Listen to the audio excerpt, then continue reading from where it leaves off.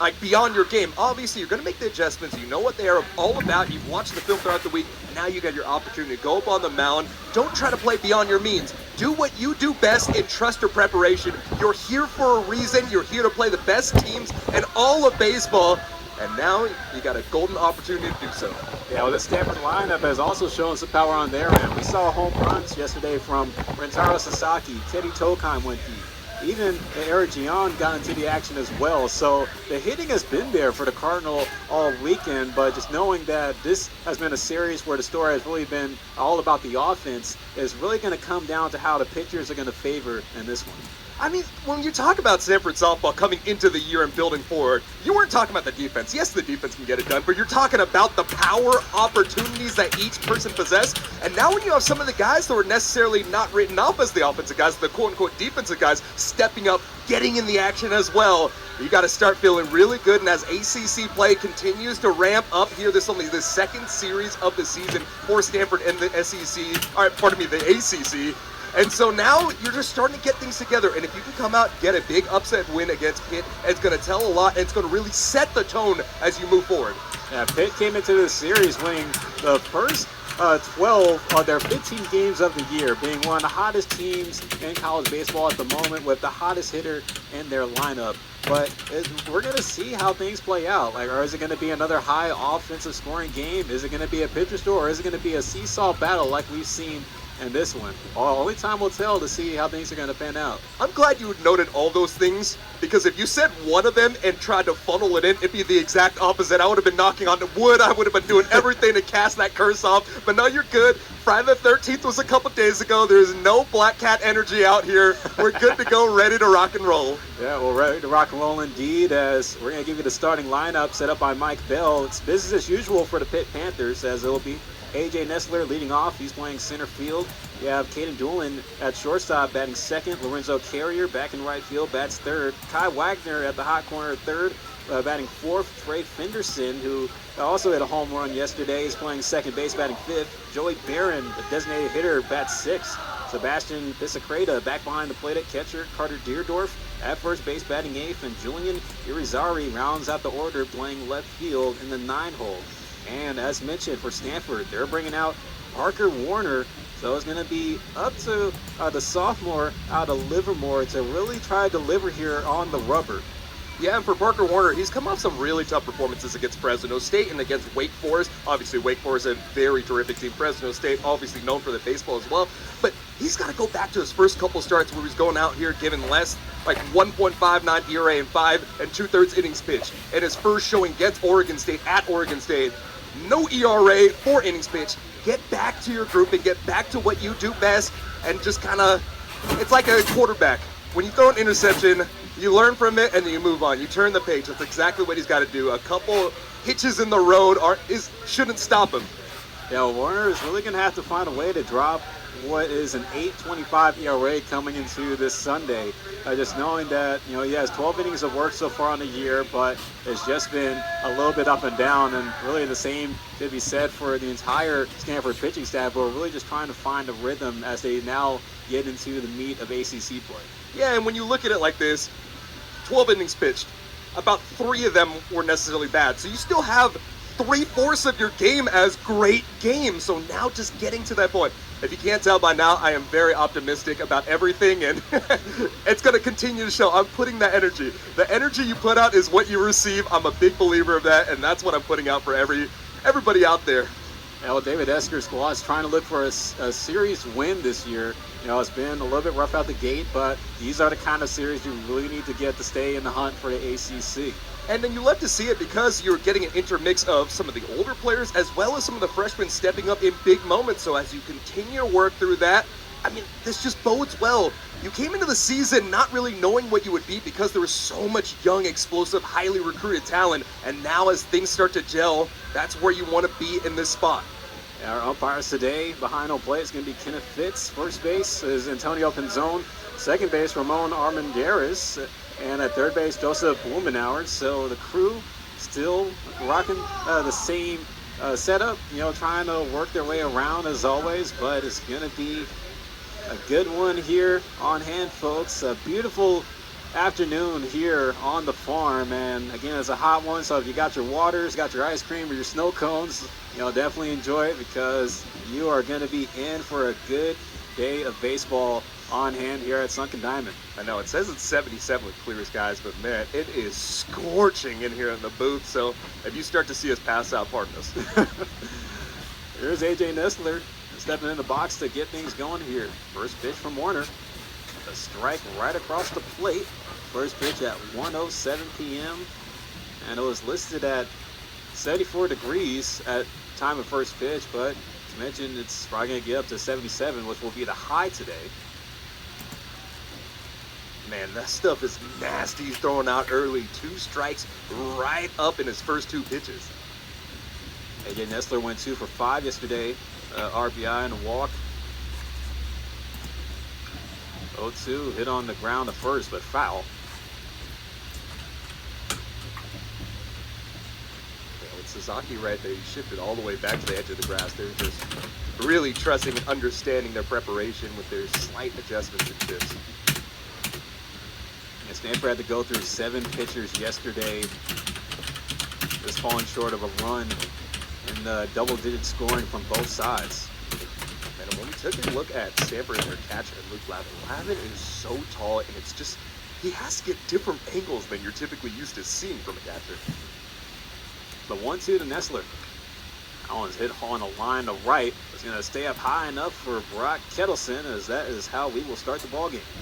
Yeah, when you see Parker Warren, obviously you saw the couple strikes that he was able to throw early on, but he likes to throw that fastball and then also have that breaking ball. So when contact is made, it's going to go out into the field, but now it's just trusting your total team defense to have your back, and that's exactly what happened there.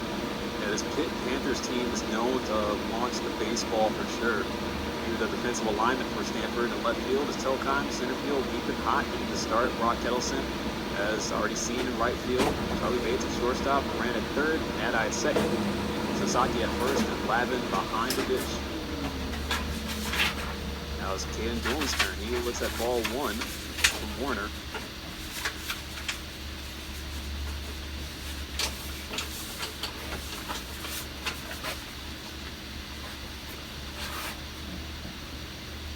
Missed low in, now goes to 2-0. Yeah, 5 at-bats yesterday for Doolan. Got 2 hits and a walk on top of that. So he's coming up a pretty productive performance.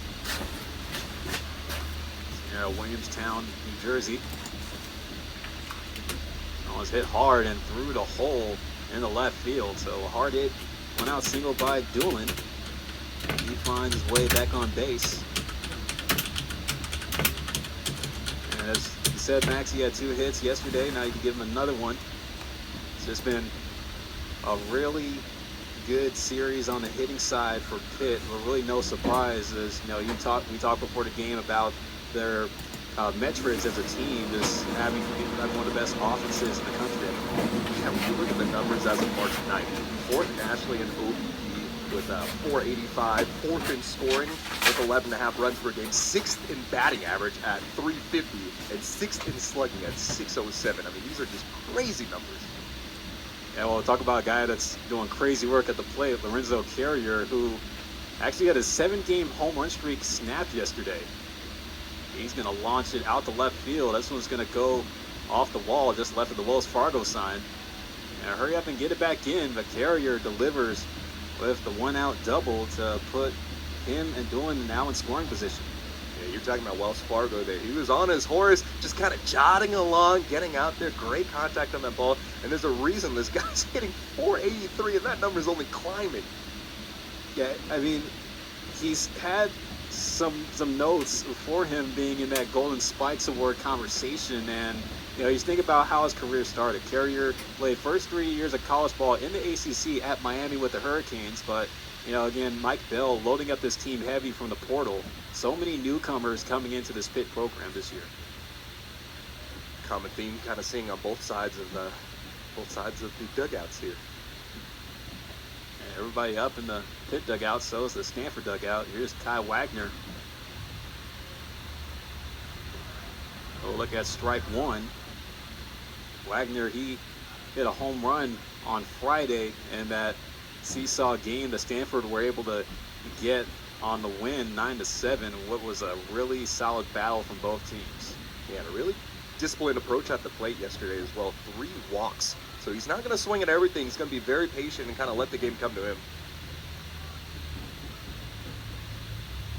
Warner now behind at 2-1, trying to mix up that fastball and that slider combo.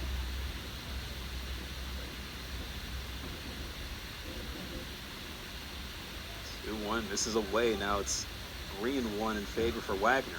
Yeah, just really hoping to get a swing out of him, but talking about it, just the patience on display.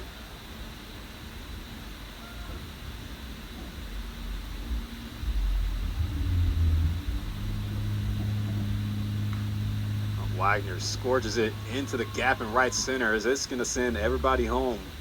Dillon and Carrier come in as Wagner will park it at second, and Pitt open up the game on a 2 RBI double from Kai Wagner. So you start out with 2 straight strikes thrown by Warner, and then all of a sudden it's starting to look like deja vu with some of the performances you've seen against Fresno State and Wake Forest. And man, I think for a young sophomore right there on the mound, just got to take a second, get your juju right, fix the hat, do whatever you got to do in your preparation, and just try to get back into what we saw in the first couple pitches. Oh, that will open up the door now for Trey Fenderson. It's 2-0 Panthers here in the top of the first.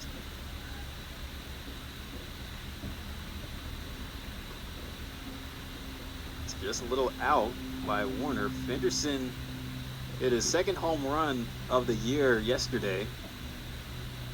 361 feet, deep left field.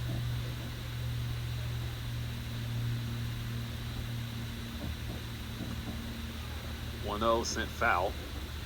Yeah, Max, when these Pitt hitters get around on something, they are not cheap. We've seen some long balls this week. Yeah, they send bases.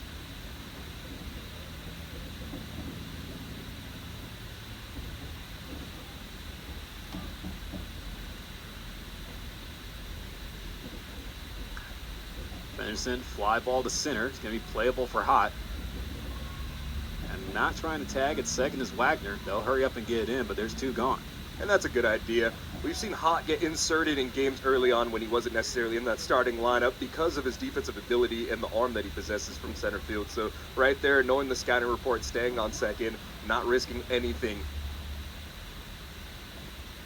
And usually when you see David Esker make changes on defense, it really comes in the outfield. Like, he already has this game plan for his infield set up, but the outfield, sometimes we'll see Tatum Marsh or Brady Reynolds get swapped out for either Brock Sell or Ethan Hott.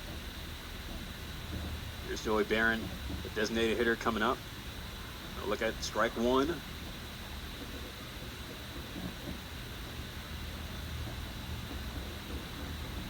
And the power at the bottom of the order for the Panthers has been a little bit off, just thinking about how deep the lineup can be. Yeah, but Barron yesterday in the first, or pardon me, it was in the second where he had a single, so early action for him, so he could get involved early and often.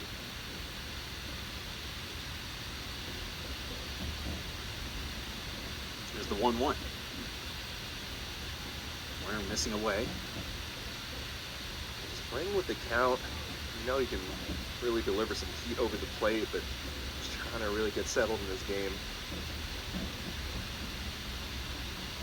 It is 12 innings of work coming into this game, so Warner really having to find a groove here. He's going to step off and go to second. Yeah, for Warner, you know he can really work both sides of the plate, but I think he needs to focus a little bit of what we saw getting the first out, where just creating a little bit weaker contact, not allowing this one to come off that bat with authority. As is the sophomore's 5th start in 2026.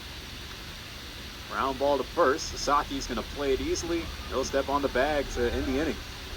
So Pitt able to get on the board early thanks to the 2 RBI double from Kai Wagner. As we'll go to the bottom half, Stanford will get their first ups. Getting things rolling here at Sunken Diamond. You're tuned into Sunday afternoon college baseball on the ACC Network Extra. 2-0 Pitt lead here in the rubber match on this Sunday afternoon on the farm. Stanford will get their first ups with The lineup being set up by David Esker going like this. Charles Sasaki leading off, playing first. Teddy Tokan bats second, left field. Charlie Bates, shortstop third. J.J. Moran at third base bats cleanup. Jimmy Nadai, who's been having a hot series, batting in fifth. Eric Gion, who homered yesterday in the DH spot, batting sixth. Luke Lavin in the seventh spot, moving up in the order. Ethan Hott batting eighth. And Brock Kettleson will round out the order at 9. And for Pitt, they're going to be bringing out Drew Lafferty on the mound, as Lafferty, redshirt junior from South Park, Pennsylvania, not the South Park from the TV show, but he is definitely, been finding a rhythm here with the Pitt staff, coming in with a 3-1 record with a 4.24 ERA. Yeah, with a lot of experience under his belt as a redshirt junior, he's got just so much of an idea of what his game is supposed to be and how he can implement it. Early on in the season, had a little bit of a tough showing, still got the win against Western Michigan, and then losing to go to 1-1 against Texas A&M Corpus Christi. But those last two performances, he was able to pitch 4 innings and 5 innings respectively, able to get him up to 3-1 on this season. And he did very successful things when he was over at San Jose State on the 8th. So already got comfortability here on the West Coast, and so he knows what this heat can bring and what he can bring. This comfortability on the West Coast has definitely been a understatement for Pitt. They're trying to make it out of California with a win today, as here's Sasaki stepping in to lead off for the Card. He homered yesterday, and we trademarked it as the Sasaki bombs. No, absolutely. I mean, with everything he has brought here to America, I mean, one of the most lucrative histories in all of Japanese baseball. And if you don't know anything about Japanese baseball, go ahead and Google it. You will have a heck of a time. The 1-1 missed away, and with the success of Japanese baseball, of course, they suffered a bit of a heartbreak in the loss in the World Baseball Classic quarterfinal, losing to Venezuela. Venezuela is no joke, man. They got some talent. I mean, and even watch out for Team Italy as well. They are been making some noise in the tournament this Long year. Island. Team Long Island. Sorry, New Jersey, Long Island, Staten Island. There's count for Sasaki. There's the 3-1 pitch from Lafferty. This low, ball 4. So Stanford hitting on a leadoff walk from their big slugger from Japan. 17th walk of the season. He leads the team in that category, and it's just because the power he possesses. I mean, the man is a unit, 6'1", 270, built like me. He could drop him off. Let him play some nose tackle, man. Oh, yeah. So I'm surprised that Stanford couldn't get him on the football team this year. Oh, man. Imagine that. Get him at quarterback, man. I know he's got a rocket of arm, too. Yeah. There goes Teddy Tokan. They'll look away at ball 1. And just a pretty patient approach right here on the play from Lafferty. He isn't really throwing anything in a dangerous position. He has 17 innings of work on the year and has 17 strikeouts, so he averages about a strikeout an inning.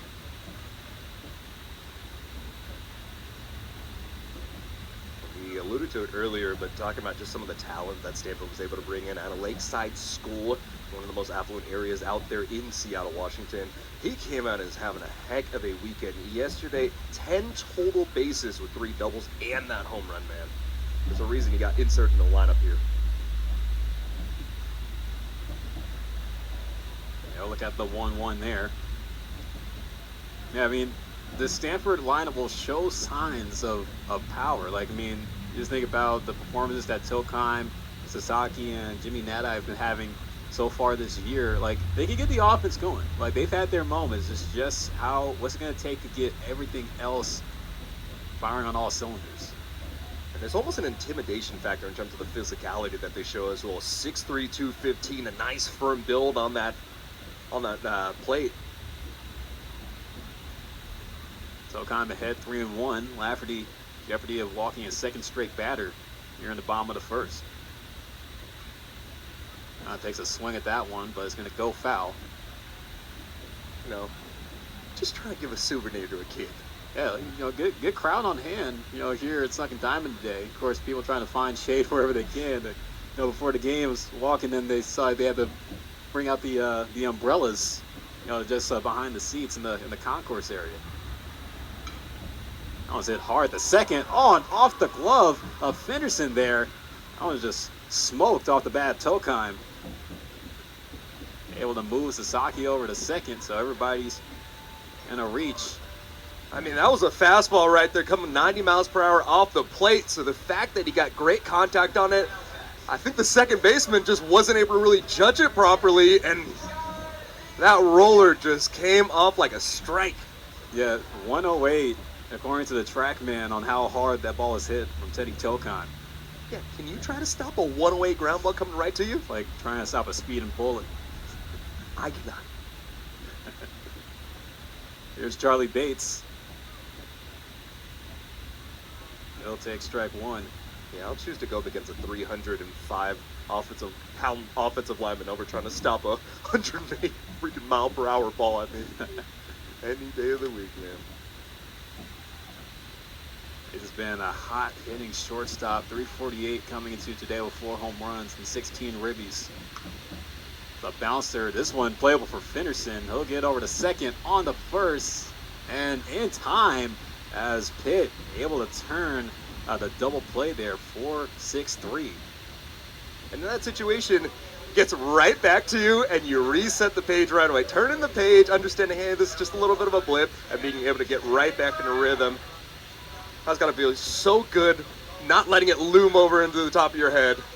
Oh, wait a second here, Max. The umpire is going to conjoin. They might be going to review.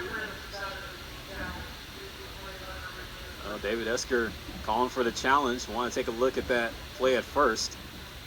Yeah, while we have a moment here, I want to give a special shout out to our DV Sport team. I mean, everything that keeps athletics running, everybody always sees like, oh, the magnificent efforts of what the athletes are able to do, but every single game you go to, there's a team behind the scenes. You got tech ops, you have fan ops, you have DV Sport operators, you have everybody coming together to give you this experience. So I always want to give flowers to where they're due. Shout out to you folks. Absolutely. The great work that this production staff here on Stanford, do for us as broadcasters. Definitely give them so much credit for keeping things running here. So, yeah, shout out to everybody here in the press box.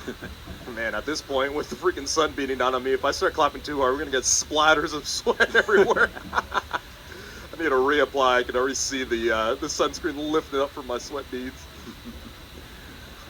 Drew Lafferty, is keeping the arm loose while we're still waiting for the replay review on if this call at first is going to get overturned. But, even depending on where the call does go, this does put Stanford in a good spot with Sasaki able to move to third on that play. So they could find a way to get that run back if they're going to be stuck with just 1 or 2 men on base. With a big hitter coming up in J.J. Moran.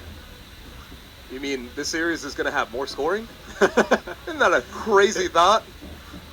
It's been the trend, really, when you think about what's been happening across the ACC. Like, talking with Mike Bell today, he's mentioned that, there's a lot of high-scoring games. The Friday night starter has been getting knocked around. This is what we're going to see with the play. So they do confirm the call at first, so Charlie Bates is out via the double play. So that leaves Sasaki at third with 2 away and J.J. Moran coming up to the plate. Yeah, you hate to give up the double play, but glass half full perspective, you do advance your runner into a better scoring position at third, and especially with a very trustworthy hand in J.J. Moran. J.J. Moran had the clutch gene going for him on Friday night after he was 0 for 3 early in the game. He delivered with a go-ahead 2 RBI single in the bottom of the 7th when Stanford were down 4-3 against Pitt. Yeah, he's been... Oh, Moran doesn't waste any time. You could kiss that baby goodbye. J.J. Moran with the equalizer on the first pitch he sees from Lafferty, and we are tied up here at Sunken Diamond. In that ring of the bat, the most beautiful sound you ever heard. That baby got sent all the way out there. Yes, we're all complaining about the sun, but man, I'm glad nobody's parked out there. Cars are safe. And as we said, Max, this could be said to be another high-scoring affair. J.J. Moran just annihilated that baseball. You could give him now 4 home runs on the season. Yeah, I think the seam split, I can see a little bit of on the dirt right on the sides of the plate. All right, here's a guy that can possibly try to go back-to-back with him, Jimmy Nadai, who's been having a heck of a series against Pitt. 100%.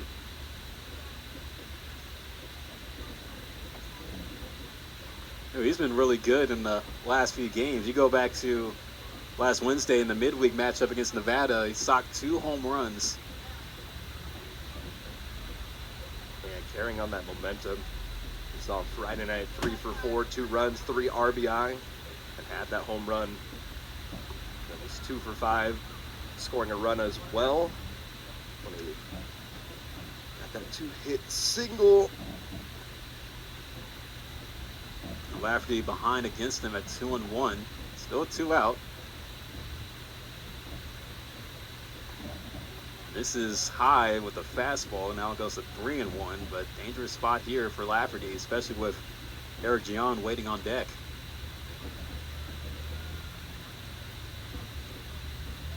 Mike Bell said that Lafferty is more of a pitch to contact kind of pitcher, doesn't overpower hitters with his stuff.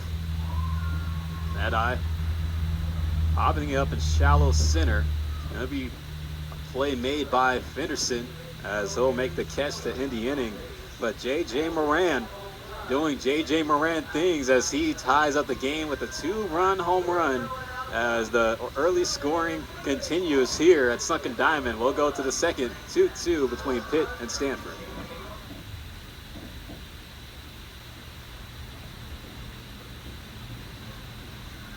It was a 2-2 game and looked like it could become another high-scoring affair. J.J. Moran delivered with the game-tying 2-run home run in Stanford's bottom half of the first. Yeah, heat brought down from the sun and heat being brought out from the plate as well. So the Pisacreta, Deerdorf, and Irizarry due up for the Panthers, bottom 3. They look to get those 2 runs back. Parker Warner coming back out on the rubber for a second inning of work. Sure, with the amount of pitchers that David Esker had to go through yesterday, he's trying to keep a lock on the bullpen. Yeah, and for Warner, it just makes you feel a little more comfortable at that rubber, like you said, knowing that your offense has got your back. 1-0 in there for strike 1. Yeah. I feel like a lot of pitching, they have the physical tools, but it's the mentality that you got to bring out there, and it really does get the monkey off your back in that situation, knowing that the offense can go out there and be explosive. Yeah, and the one thing for Warner, especially with the bottom 3 coming up, it was on Friday where the bottom 3 hitters with Pisacreta, Deerdorf, and Irizarry went 1 for 13. So this is the part of the order where Stanford's pitching really needs to show up to get these outs. And this is where you kind of bank on it. So if you can't get it here, then you start to really have some issues. Count now goes to 2-2. And for Pisacreta, he did have a pretty productive outing, as nearly every single Pitt player had in yesterday's matchup.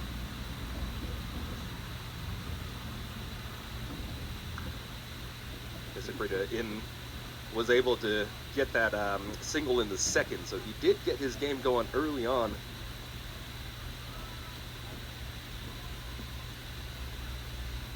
Yeah, but from that point on, the bottom 3 order for Pitt has just been the rally killer spot. The 2-2 coming again. Pisacreta fouling it this time on the first base side. It's going to go into the seats. Some kids scurrying for the baseball there. I love the attempt by the adult to try to grab that, but the kids at the end of the day. The kids they know, like, hey, I got to bring my glove. Mom, Dad.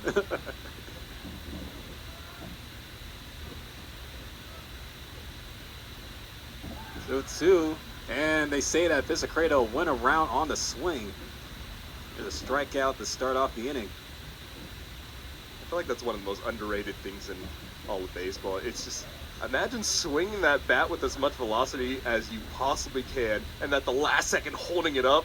As somebody who's gone through it with football injuries with my shoulders, I mean, my rotator cuffs just scream every time I see it. Yeah, definitely, a team that, filled with free swingers. I mean, just about almost everybody's hitting over 300 this year. So if they look for something good, they're going to try to eat it alive. Deerdorf sends it to left field, the base hit. Carter Deerdorf jumps on the first pitch from Warner, but it does set up a double play situation for the Cardinal.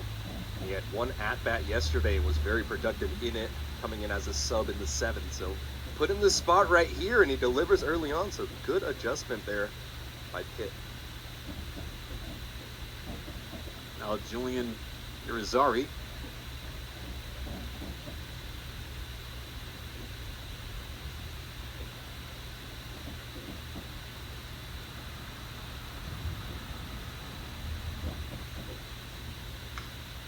hit the second.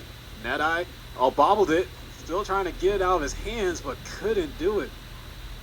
Yeah, for Nadai in that situation, you hate it. You hate to see it because there's potential on that play. But at the end of the day, holding up, not allowing another error to result in additional bases. That is the main thing you got to do there. So you got to swallow it sometimes, but you still live to fight another day.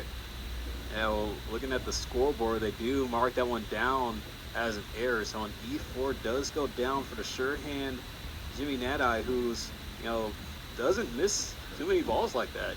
Real routine and is always pretty good with the glove in the field. Like, we know what he can do with the bat, but in the field, he does, show up on defense.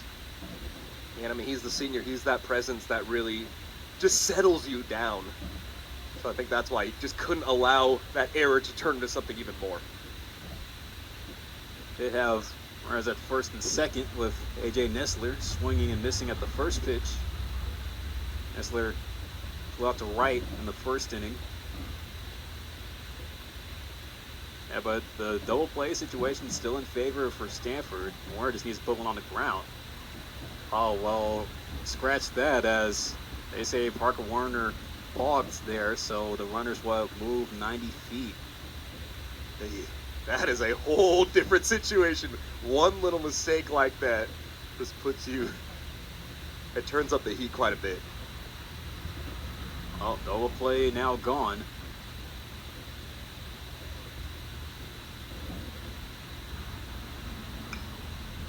One's bounced, backhanded by Sasaki. He'll throw it over to first.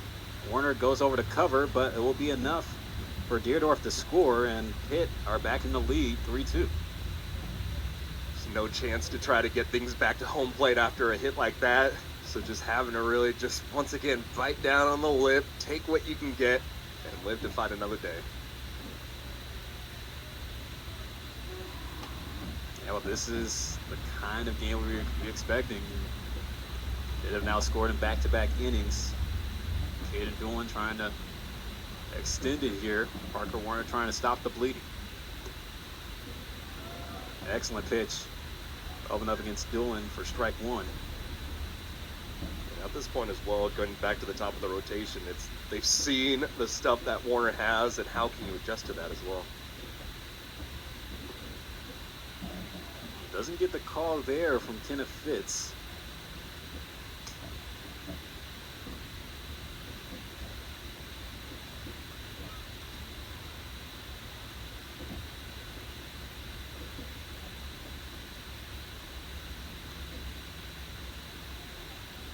Just keeps targeting those low outside corners, and it's causing a little bit of a drift at times. Very lucky to have Luke Lavin and all his long levers be able to come out there and extend to hold things up. A very experienced catcher that has had the privilege of managing this Stanford pitching staff in the field. So here's count now in favor for Doolin, who singled and came around to score in the first inning. Gonna have to get him here with Lorenzo Carrier waiting on deck.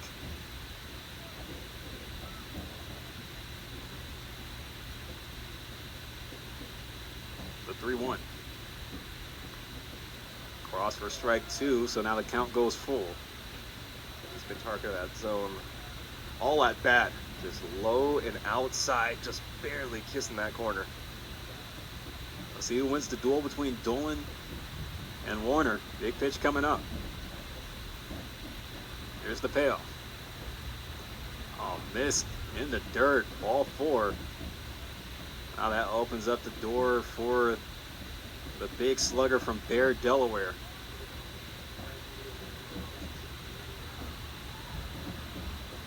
Try to go with the breaking ball to get the man swinging in that situation, but there's a reason why Pitt is putting up video game numbers to start the season.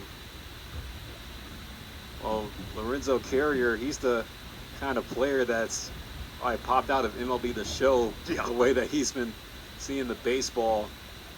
492 average coming into today. 10 home runs. Add to his totals. You want to talk about creative characters, 6'5", 215 as well. It's like when you get your 7 foot, 320 pound. You just max out on the yeah, exactly. The scalars up all the way to the right. On the attributes.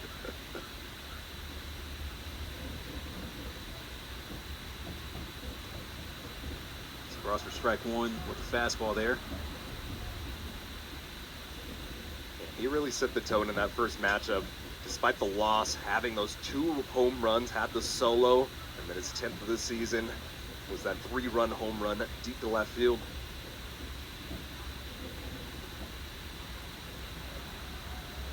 You look at the national rankings, you know, Lorenzo Carrier, he's up there with the best of them, especially when you think about guys like Von Lackey at Georgia Tech, who's a top 10 hitter himself.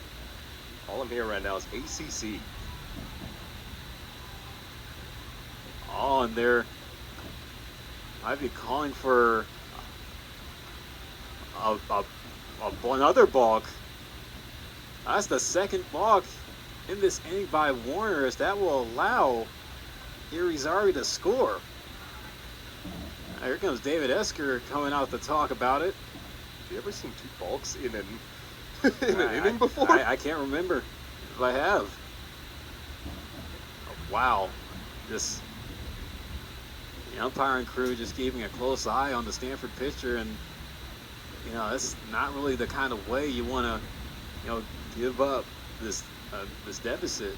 We had a tie ball game at the start of this inning. We're gonna keep him out here for right now, but the rub here with Stanford athletes is you already know how smart they are, and sometimes when you're that smart, you start overthinking things, and it results in little hiccups like this, and little hiccups turning into big hiccups, drawing a couple of runs, man. There's a ball and 2 strike on Carrier, and I have to get him right here.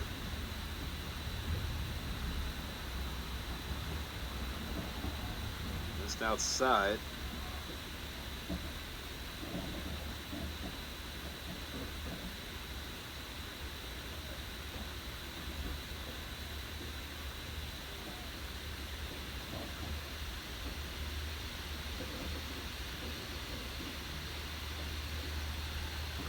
Moved the second by Warner.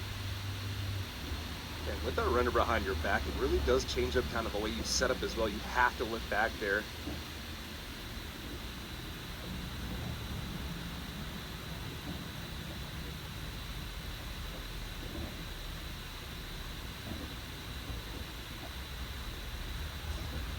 Two missed for ball 3, so he got a full count now on a guy that was voted the National Consensus Player of the Year, and yeah, they're just gonna put him on, and it might have been the wisest decision to make, as Lorenzo Carrier, he's been, I mean, you know how like when kids in school, how they get a hall pass? Yeah. Like, Lorenzo Carrier's been getting a walk pass this series. That's what you got to do in these tough situations. Sometimes you just have to, once again, bite down your lip, live to fight another day, and just allow yourself to continue to move forward. Get out of this inning, limit the damage whatsoever, and then see if your bats can keep flying again. And Kai Wagner comes up with Warner still stuck on 2 outs.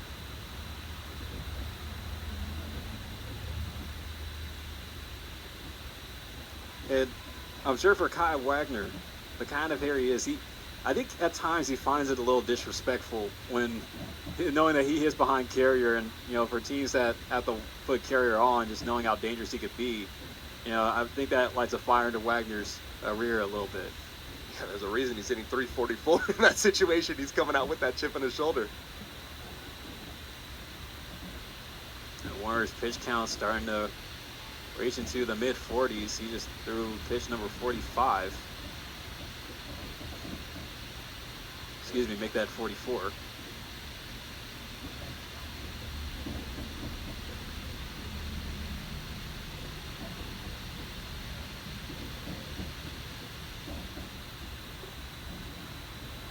Oh, doesn't get the call there from Kenneth Fitz. Really tough spot to be in right here. Now making it a 3-0 count. Got about 56 pitches in that loss against Fresno State in his 2 innings pitch. Trey Fenderson waiting on deck. Wagner takes all the way, doesn't get the green light to swing.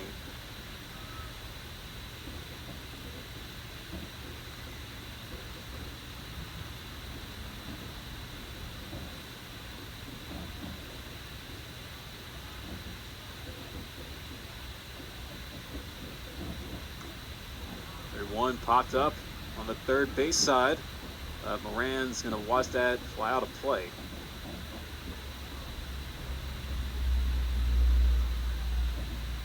Really good job fighting back in this. From a 3-0 count with 2 outs now to a full count. Especially after that intentional walk as well. Parker Warner trying to get out of this jam here.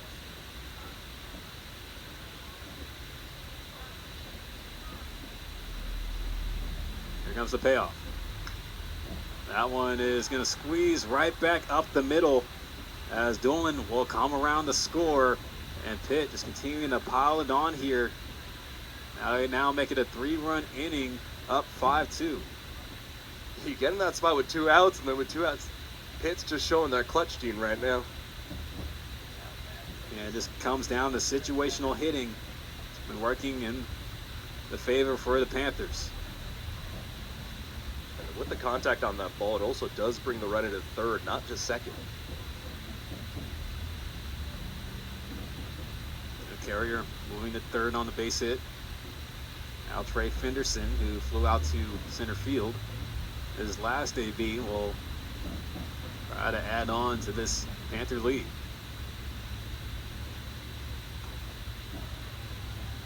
Missed inside.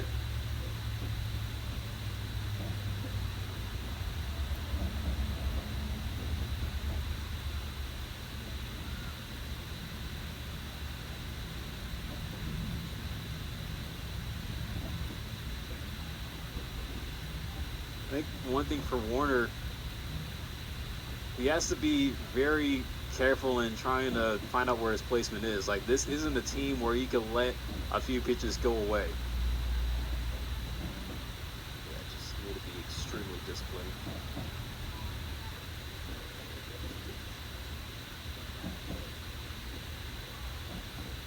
He is really targeting just that strike zone right above the hands.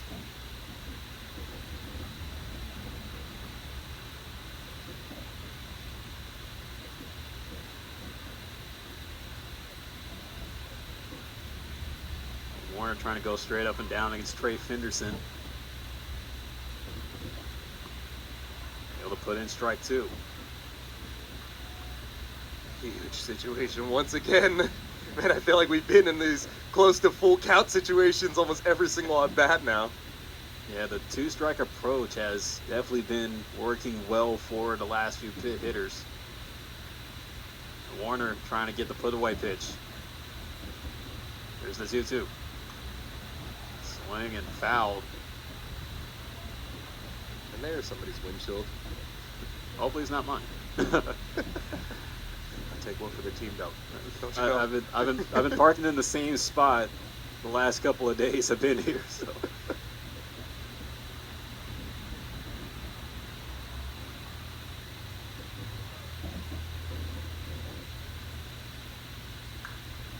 Fenderson, oh, it hits off of the bag at third. Gonna go into left field. It's gonna allow a carrier to come in to score. They get the throw into second. Sliding in safely is Fenderson. A bit of an odd double hit there by Trey Fenderson, but nonetheless, it adds on another for Pittsburgh. The wealthy just keep getting more wealthy, man. Lucky in that situation, and sometimes you'll just take it. Awkward, and you know, there's so much space to play with it. It just so happens to hit that one spot. And if Parker Warner was ever in need of an out, it could have happened there, just knowing that J.J. Moran is sure-handed at third base. Now we're going to get a visit out to the mound.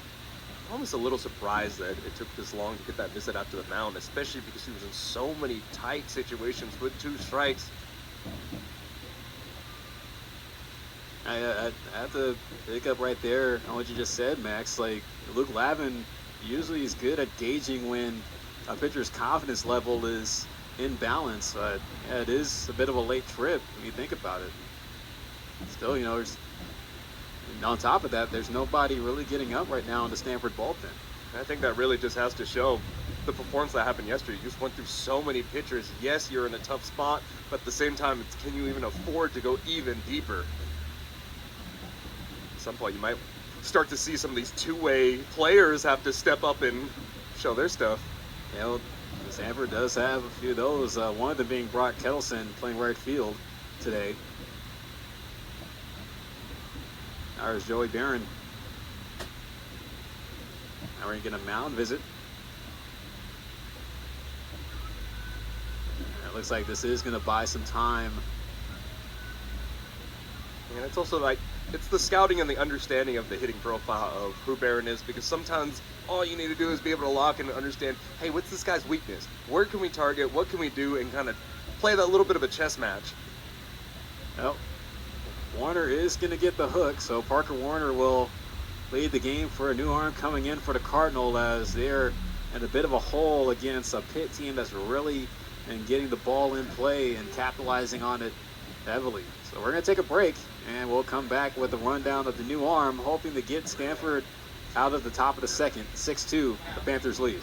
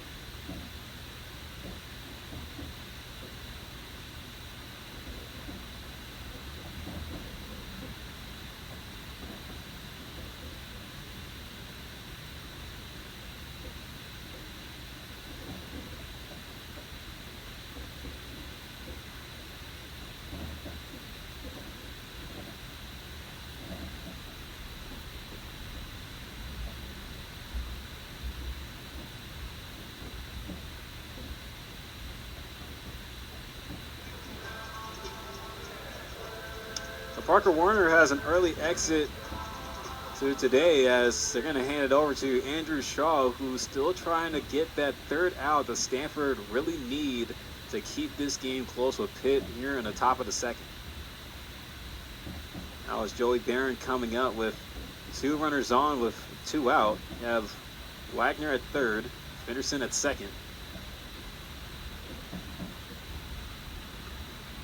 Shaw is going to start him off with the first pitch strike. Yeah, very confident first pitch in this situation. It says a lot bringing a freshman on the plate in this spot. You need a young arm, and you just need some irrational confidence sometimes. Fouled off. And that's really all that David Esker really has to work for when it comes to the bullpen that he's built for this year's team. You know, a lot of new arms coming in, young arms at that.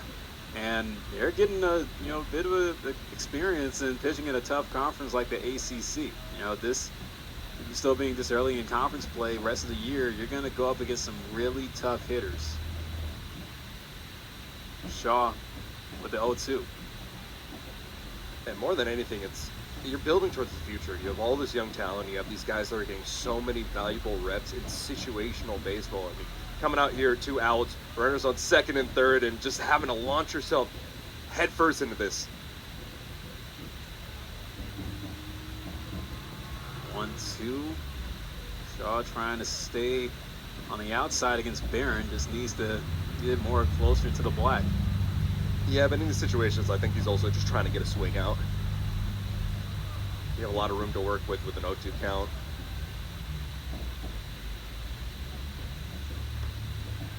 Called strike 3. That one just hits the corner. Barron doesn't like it. But Andrew Shaw able to get out of the inning. But it doesn't come without Pitt putting up 4 runs on the board. Coming up by way of 3 hits as we'll go to the bottom of the second. 6-2 Pitt lead here at Sunken Diamond.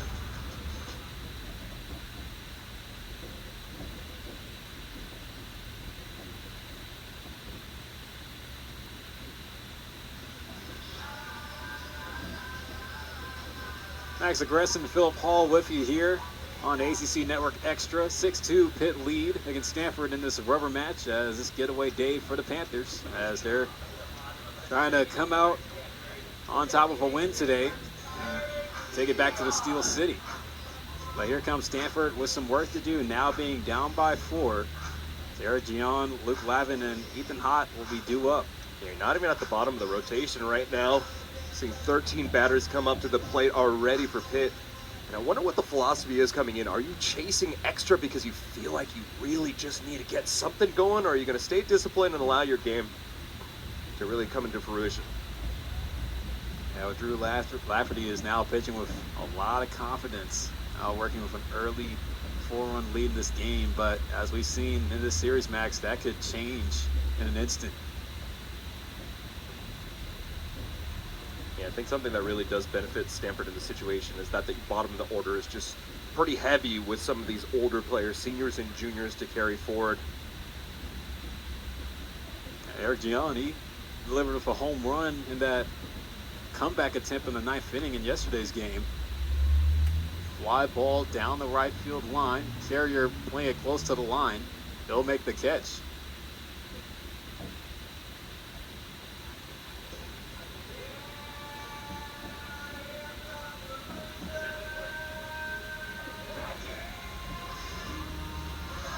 Now it's Luke Lavin's turn.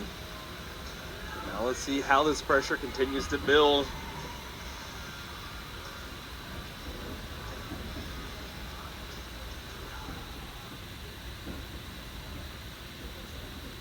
Lavin, a reliable hitting catcher in the Stanford lineup.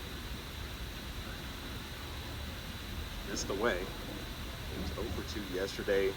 Had 1 run scored because he was able to get on base with a walk in the 5th. And came in on the token 2 RBI homer.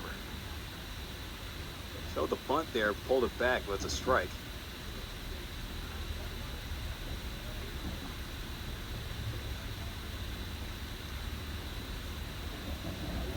He's still looking, he's pretty steady-handed, but looking for that consistency as the young season keeps developing. Lavin had a quarter swing there, but say it's a foul ball. Like it just got pieced with the knob, maybe. Maybe a little bit of a ding.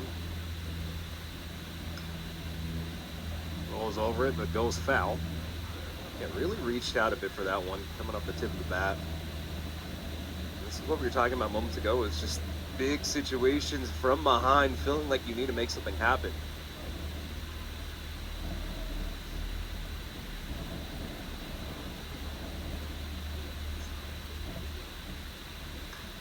Laverty's 1-2, sent to left field. It's got a little carry to it. Oh, and trying to run it down, but not making the catches. Irizarry crashed into the wall, but Luke Lavin's going to pull in the second with the double.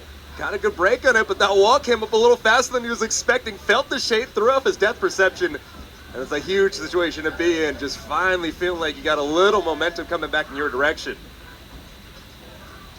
And also, I'm going to sit here and say, I don't care if it's on the nose. Ethan Hott walking out to it's getting hot in here, man. Oh, this is what I'm talking about. It is like the perfect instant as well of how hot of a day it has been here on the farm. So Ethan Hott, he'll step in and hopefully he can try to get hot, get Stanford back into this game.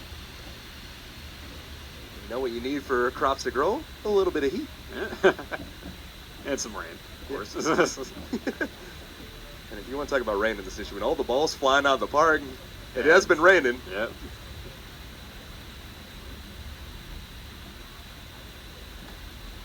Hott, more of a defensive reliability for Stanford. He does have a 286 average and 5 RBIs in the times that he has been up to bat so far in the season. Yeah, he was part of that late rally for Stanford in the 8th. Just trying to ride some of that momentum.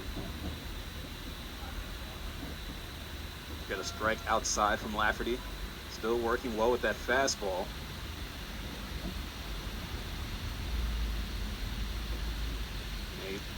Mike Bell says that he likes to go sinker, changeup, slider, mainly.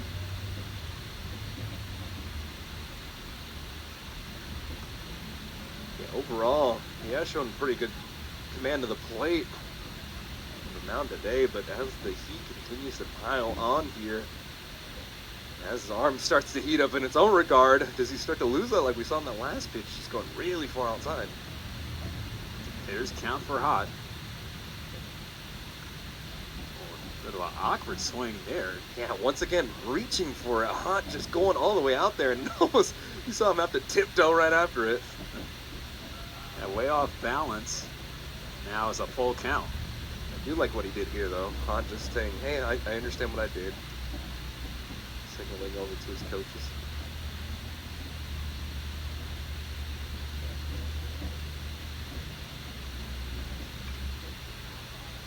Roll, but gonna go foul just to the side of the third base coaching box. What about breeze starting to flow in ever so slightly? Now we see both the U.S. and the California flag in center field, kind of motion more towards to the west.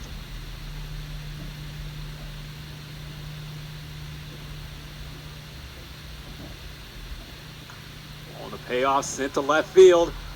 Irizarry having to go back on it. He leaps, and it's gone. Ethan Hott able to get it out. Irizarry couldn't come down with it at the wall, and a home run robbery attempt. But it's the second straight inning where Stanford have launched 2-run home runs. That thing went 359 feet 4 inches, and man, you got so much real estate to work with, but it really does come down to a game of inches sometimes. That ball just ever so slightly over the glove. A great job trying to get there, but just a better effort on that all-out swing on the full count, and this is why you have Hott in the lineup in this situation. He has been red hot, and Stanford right back into things. Stanford able to catch a break there on the big swing from Ethan Hott. You know, for a guy that doesn't get a whole lot of action at the plate, he always going to try to find a way, and he delivers. If he keeps doing this, I can tell you, he will start to get some more action at the plate. Yeah, well, very experienced player, senior from Paradise Valley, Arizona. You know, he has been the career table setter really for a Stanford team that, of course, in the Pac-12 days, found a lot of success. Yeah, and something about him, yes, he is a young freshman, but that short, compact stroke, he's really just shown that clutch gene on true strike hitting in the past. And in that moment, 2-strike situation, pays off once again. Mike Bell went out to the mound and talked to Lafferty after the home run. Stanford get it within 2 now with Rock Kettleson, a 9-hitter, coming up to the plate. Kettleson, one of those two-way guys we were talking about a moment ago. Out there in right field today, and the freshman out of Scotts Valley, California. Quickly in a hole. Yeah, he'll look at strike 2. Yeah, it's definitely, always a benefit to have a two-way guy in your lineup, is knowing how much they can offer, especially if they're good with the bat. And also, on days when you really need to have the bullpen rest, he can try to eat up those innings for you. I always feel like people that have pitching experience see that at-bat differently. The 1-2. Ellison hits it hard at second. Henderson lays back on it. He'll get the throw to first for the second out. So now, after seeing all that Pitt has done, Stanford back to the top of the lineup. And Sasaki has had quite the weekend in his own regard. Let's see if they start to pitch at him, or maybe they decide to walk him once again. And here comes Rentaro Sasaki, the man I like to call Hitzilla. That's great. Looking to try to see if he can get a hold of one here with 2 out. Strike 1 on the inside part. For Sasaki, it's just something so unorthodox. Drafted very high, I believe the 2nd overall pick in called baseball. And Ardich at third. The shift was on, that they get the throw across the diamond. So a nice play there by Kai Wagner to retire Sasaki to end the inning. But Stanford able to get another long ball to go. Ethan Hott delivers with the 2-run home run to get it within 2 against Pitt. 6-4 will go to the 3rd here at Sunken Diamond.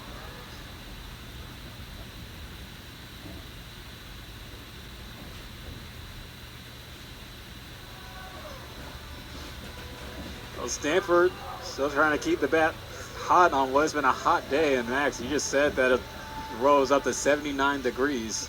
Yeah, man, the bees are buzzing in the booth, the bats are buzzing down on the field. And you're trying to get as much mileage as possible out of Andrew Shao. Comes back on the plate after a 3rd inning pitch, getting them out of a jam. Yeah, well, now he's trying to work with now in a close game with Ethan Hott delivering with a 2-run home run in the 2nd inning. Just some really nasty stuff from Shaw from the plate. He's definitely got some of that more so the closer mentality with some of these pitches he's putting out there. And he's probably going to have to eat up a lot of innings today. Sebastian Pisacreta is at ball 1. Pisacreta struck out his last time up. Talking about the heat, I had to put my phone in the shade because, you get that warning when your phone's heating up.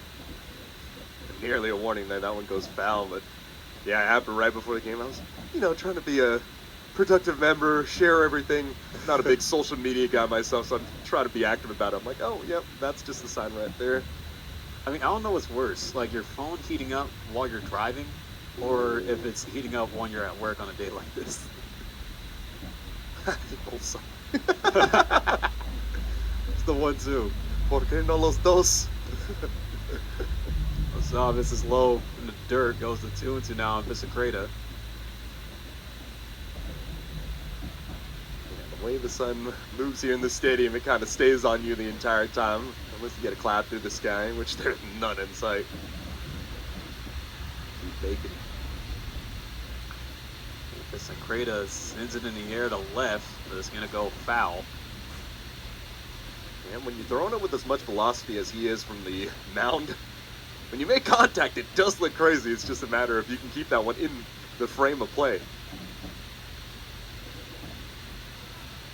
They do have the shift on them. You got 3 infielders move over to the left side of the infield.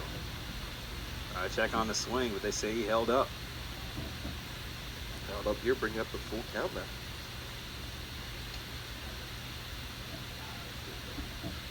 See who wins the duel between Shaw and Pisacreta. comes the payoff. Ooh, and a nice take there by the Pitt catcher. He works the walk. And just really a touch outside. Had a lot of velocity on it, but just drifting ever so slightly right outside that strike zone. Shaw's really going to need to put together a shutdown inning. You know, Pitt have scored in every inning in the first two. Same for Stanford. So, you know, shutdown innings come at a premium in this series. That was Carter Deerdorf.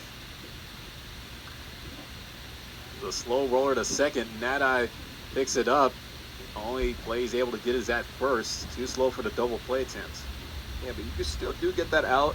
Let's see how the young freshman handles having that runner at his back now. We saw the struggles of Warner when he had that runner on his back. It just seemed like he was feeling that pressure carry on. So now a different look from another young pitcher. Let's see if this changes things up. Julian Irizarry. This will be the first, or excuse me, the second lefty on lefty matchup for Andrew Shaw in this outing.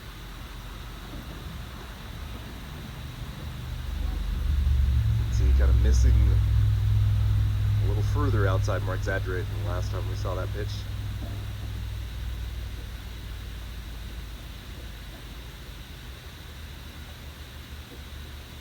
I feel like I've seen so many full counts in this afternoon already. Bounce again to Nadai.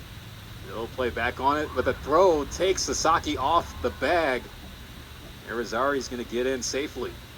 Yeah, Nadai, we were talking about him being a senior presence and just being able to give that calming force, but as of right now, man, everything has just felt so awkward defensively for Stanford and even Pitt this whole entire weekend, and that trend continues. You know, that's an out that Andrew Shaw was really hoping that a second baseman would get for him. Yeah, that's usually a situation where Nadai will deliver as well. And that's the second error today that Nadai has made at second base. But it does set up for the double play chance at least, with A.J. Nessler coming up for the third time. That I feel like you're going to feel pretty good about, you know, just going through a rotation every single time you're up to bat.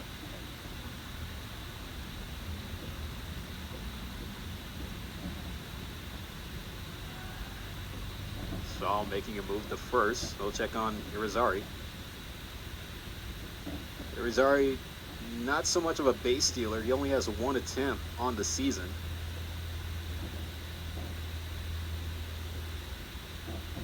That one attempt, he was thrown out. As this at-bat continues, we're just really understanding where the umpire is calling that strike zone. I thought that one was a little too far inside in this matchup, but calling that one a strike changes things up quite a bit. Shaw making another move. You know, benefit of him being a lefty, he has a much quicker release point on a pick off the first.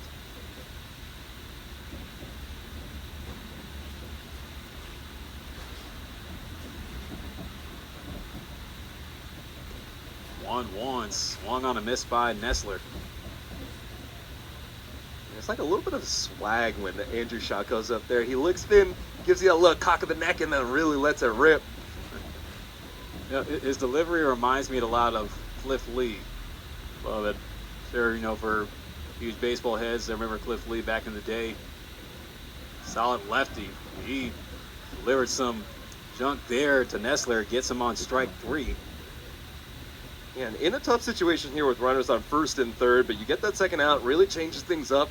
And more than anything, you just see the chest start to puff up a little bit and the confidence continue to grow for this freshman. It's always crazy sometimes. You're so decorated coming into this program, especially with the talent that Stanford's able to recruit. But then you get humbled immediately. And then you got to build it right back up. That's for sure. Caden Doolin will come up. He has walked and singled so far in this game. Right now, Pitt runners in scoring position. They are 3 for 9 and what could become another high-scoring affair. 6-4 here in the top of the third. Let's bounce the third. Moran playing it on a hop. They'll throw the second, and that will end the inning. Oh, two runners left on base, but nothing doing for Pitt in that inning. Andrew Shaw putting together the first scoreless inning of the game. We'll go to the bottom of the third. 6-4, the Pitt Panthers lead as the Stanford Cardinal, as you're tuned into Sunday afternoon baseball here from Stanford on the ACC Network Extra.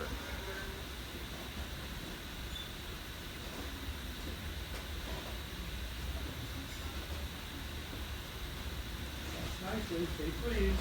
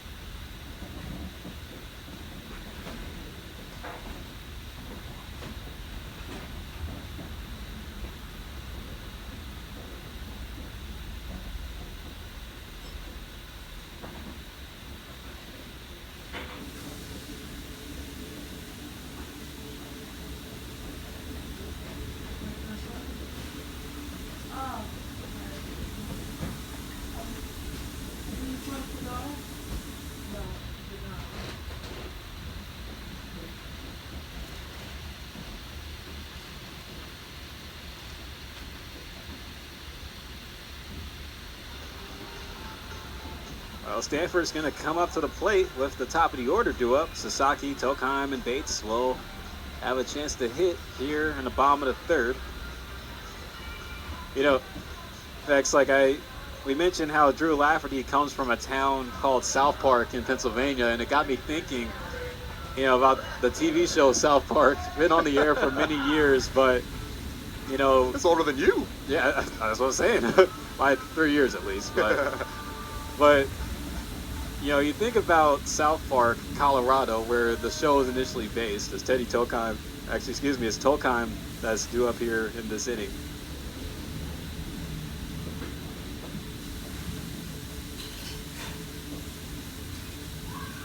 Oh, foul off the first pitch. It's going to stay and play as, running all the way over from the mound is Drew Lafferty to make the catch. Talk about a hustle play. Yeah, full out hustle, full out sprint, and you see the first baseman at him. It was like a collision course. Good job making the call and the communication, able to get the out from the first pitch there. Continue back to your point when you have a second, though. Yeah, well, Teddy Tokheim being out on the P1 there, I thought a lot about South Park, how South Park, Colorado was the fictional setting for the show, and I was thinking, wonder what South Park, Pennsylvania is like. Because sometimes they'll come across a city, a real life city that's inspired after a city in a fictional television show. But got me asking, as Bates sends the fly ball to left center field, and running over is Irizarry, loses the cap, but he'll make the catch.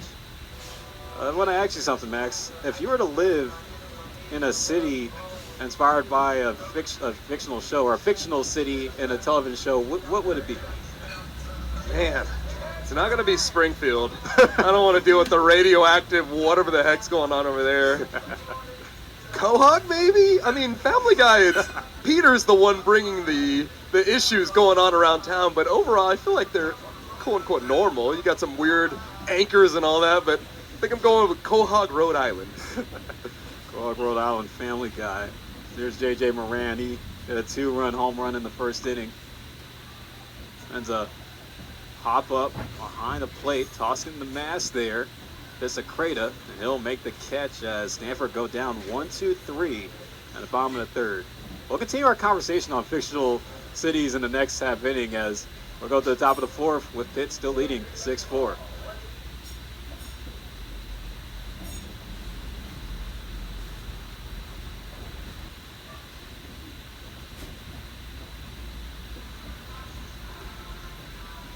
Top of the fourth here, it's 6-4 with Pitt the advantage, and I didn't think this was possible. A scoreless inning. Two. Two, yeah, exactly. Top and bottom, man. There's been offensive display all about. Andrew Shaw looking to continue his success. He's seen 6th appearance of this season for the freshman. And Lorenzo Carrier, the outfielder and the redshirt senior, man, quite a lot of experience. And his production is showing. You know, in the last inning, Max, we were talking about fictional towns inspired of TV shows, and you know, Lorenzo Carrier, he comes from Bear, Delaware. That is the perfect setting and name for an animated television show, Bear, Delaware.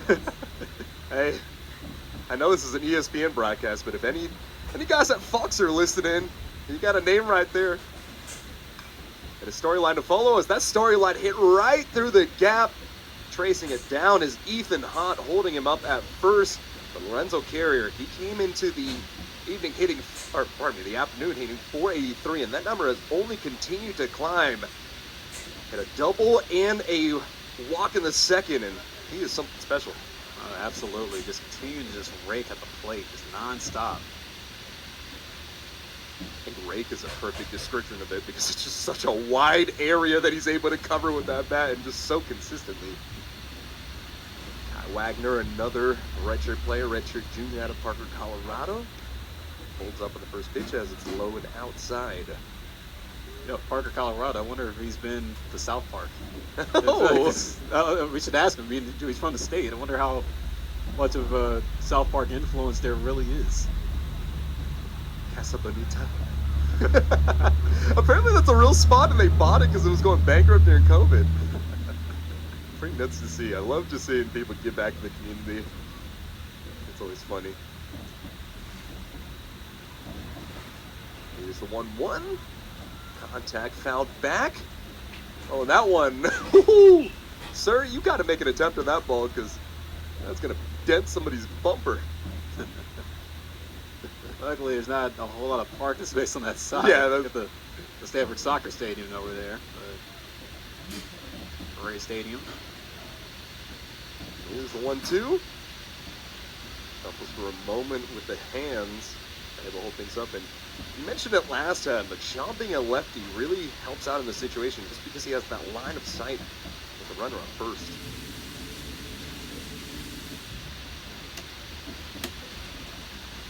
2-2 off the plate. And now we've seen a lot of offense scored, but a lot of this offense has been going on full counts.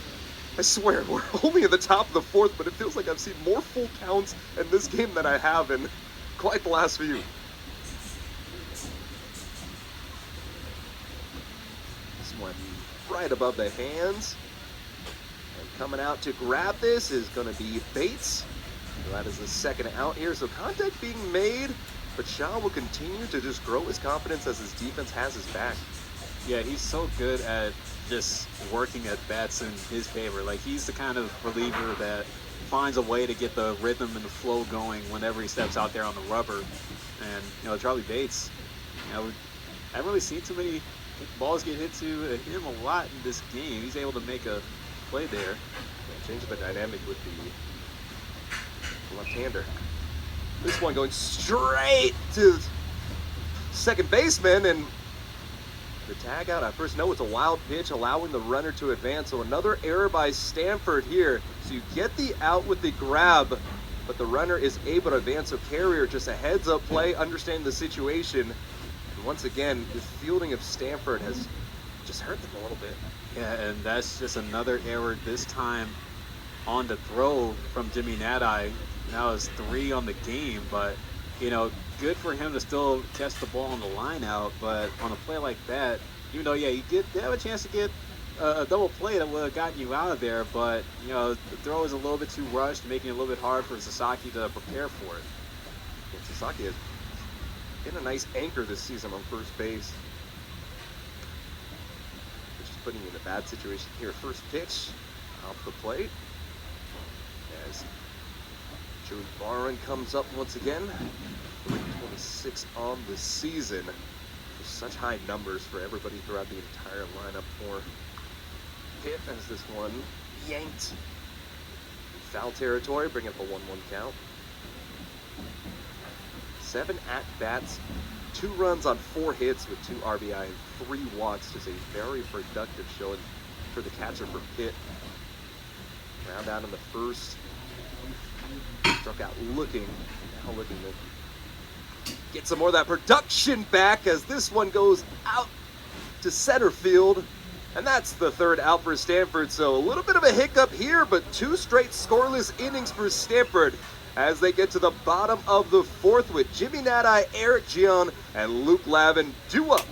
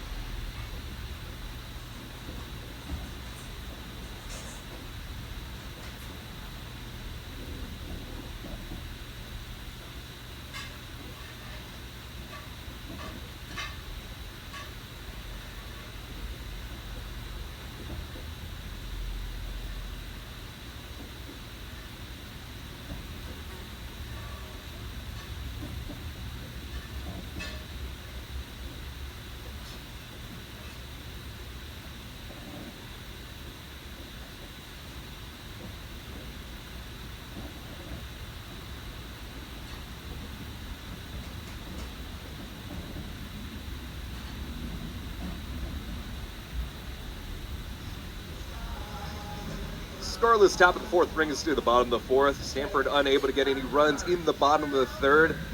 And they'll move to the middle of the lineup. Jimmy Nada, Eric Gion, Luke Lavin coming up here. We were talking about our fictional towns. And Philip, we didn't get to hear what yours would be. Come on. If I could draw you up right here, where would I put you and insert you into?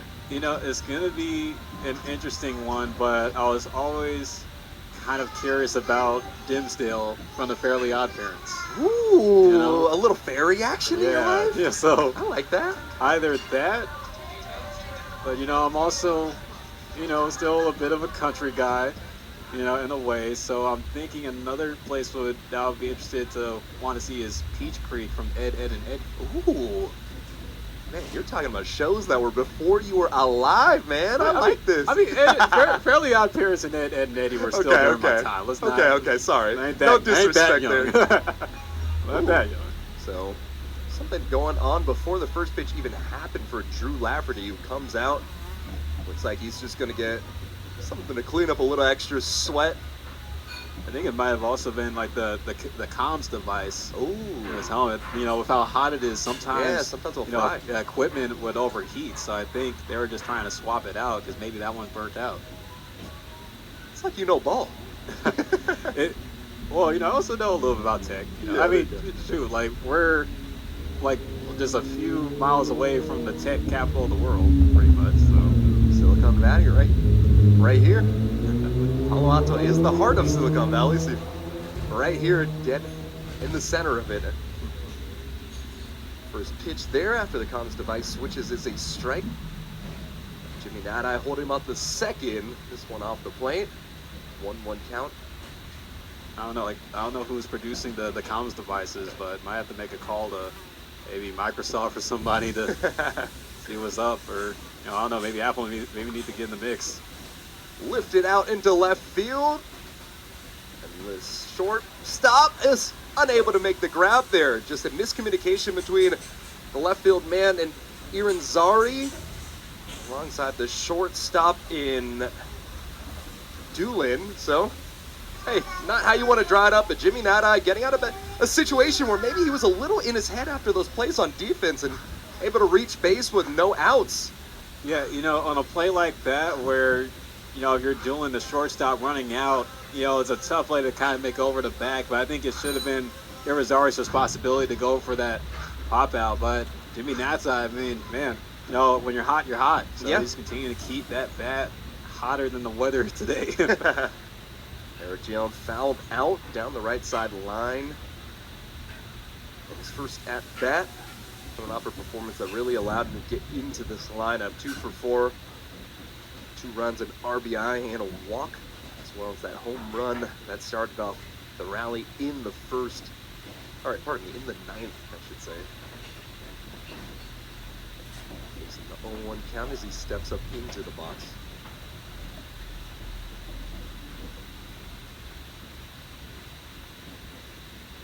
Holds up. That ball low and inside. 1-1 count. Going back to there.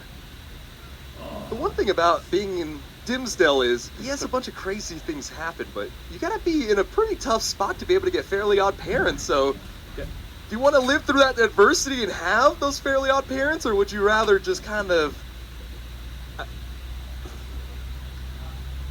trying to get the out at first and able to do so? Continuing to just struggle this afternoon, whether it's on offense or defense for Jimmy Nadai, and got a little too much of a jump here, and the throw over to first base results in the first out. Eric Gion is still up to bat as it's a 2-1 count. Yeah, it's a tough one there if you're Nadai.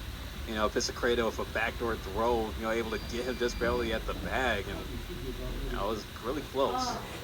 Fly ball, center left field.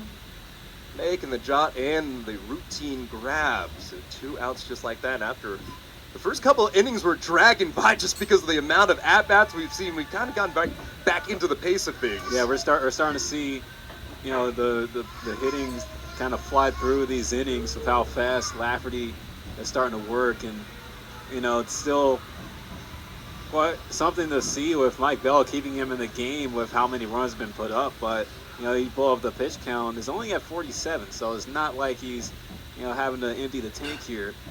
You know, it's still being relatively early, getting midway through. And with Pitt at the last day, they can go back to the East Coast or Midwest after this one. Have an opportunity to rest things up, so I think you just have to lay it all on the line in the situation as Luke Lavin up to the plate shows the bunt. I don't think I've ever seen somebody actually fully swing a bunt before. He just gave a shove with that one. Yeah, just trying to put it out there. I mean, you know, usually you want to wait back, you know, to kind kill of the momentum. Yeah, put it down softly, but I don't know, maybe a different method. He's trying to go for a fake there. The infield playing so far back. And the shift is just completely put over. I mean, the third baseman is at the shortstop position right now. Yeah. A bit of a surprise to see nobody try to go in. Lavin showing bunt on a few pitches so far. Here's the 2-1. Showing bunt, and I'm going to say there was no swing attempt there. So now a hitter's count at 3-1. 2 outs. For Luke Lavin, he's hitting 250 on the year, so not too shabby of a number. They did have success with that double to deep left field on the 1-2 count previous to that. So the walk, as that is the 4th ball thrown, will allow an opportunity for Ethan Hott to come back out there. As Ethan Hott, we talked about his walkout music a moment ago, right on the nose, but it works out perfectly. Yeah. You were out here batting. Phil, what would your walkout song be? Oh, that's a tough one. You know, I always like the Aloe Black's song on the Man. That would be probably it. I like that too. I don't know, like I have such a erratic music taste that I would probably be the kind of player that would switch up his walk-up song every week. I can see that. It's not erratic. It's eclectic. Come on, don't sell yourself short. Yeah, there you go. This is a nice way to put it. But Ethan Hott, he homered in the second inning, a 2-run shot to get the score where it is now. Yes, it continues to crawl up here upwards to 80 degrees here in Stanford, and the breeze has nearly completely died down. You want me to continue to bring this heat. Stanford trailing by 2 here. Go get some ice cream after the game. How hot it is today. Here's the 1-1. Contact made, but it goes foul right into the dugout of Pitt. Yeah, that's a good one right there. I feel like I'd be kind of a change of man as well. I feel like everybody wants to come out and have like upbeat music. You gotta have some little bit of change up. You need a little rock and roll. You need a little bit of like some slow down games. Think about mine in a moment. Tough spot to be in right here. Here's the 1-2. Off the plate completely. And Hot was really reaching for things in his last at-bat as well before he hit that home run. Showing a little bit more discipline than he really wanted it, but he knew that ball was bait. And, he's the kind of hitter that's trying to get more reps at the plate. But I think the more he sees the ball, the more it's going to have him be successful. Here's the 2-2. This one's going to find the grass. Lavin able to round out all the way to third. And the extra speed on display, sliding into second base. Ethan Hot's hot streak continues. A home run and now a double. He just needs a single and a triple now for the cycle, but Ethan Hot, lacing that one to left field, able to hit it relatively well on the screws, 99 off the bat, but, this is the kind of inning that Stanford are going to really need to put together. Again, they really, this is for them to break out this trend of seeing a run come across every inning. It looks like Drew Lafferty might be getting the hook from Mike Bell. Yeah, 61 pitches in. Drew Lafferty's going to get a pat on his backside, and he will get the hook here. Got the 2 outs to start it out, but at the end of the day, just a little too much heat coming from Hot. And we'll take a timeout here as we figure out who's the next man coming out to the mound for Pitt.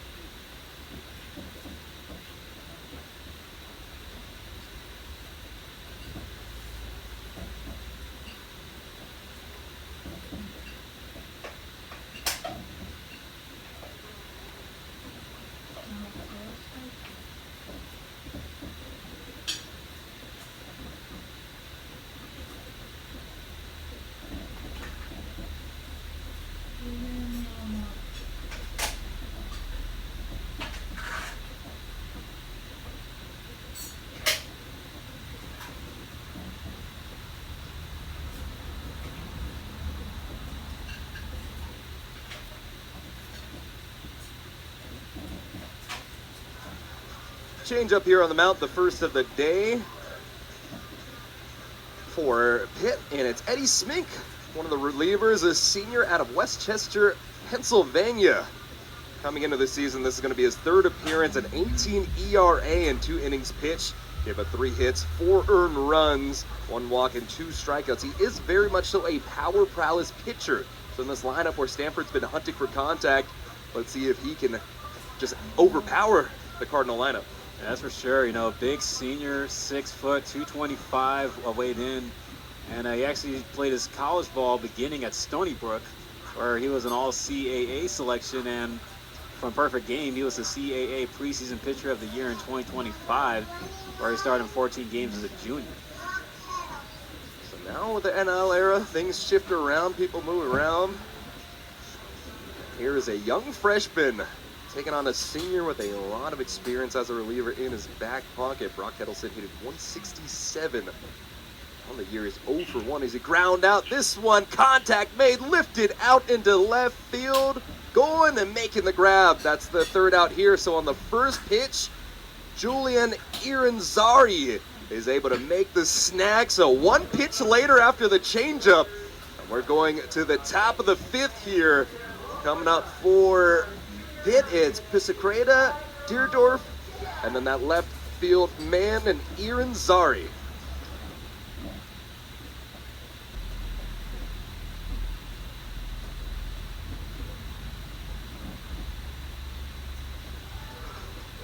Andrew Shaw's going to continue his time here at the rubber as he faces the bottom of the lineup. And Philip, you got some out-of-town scores for us.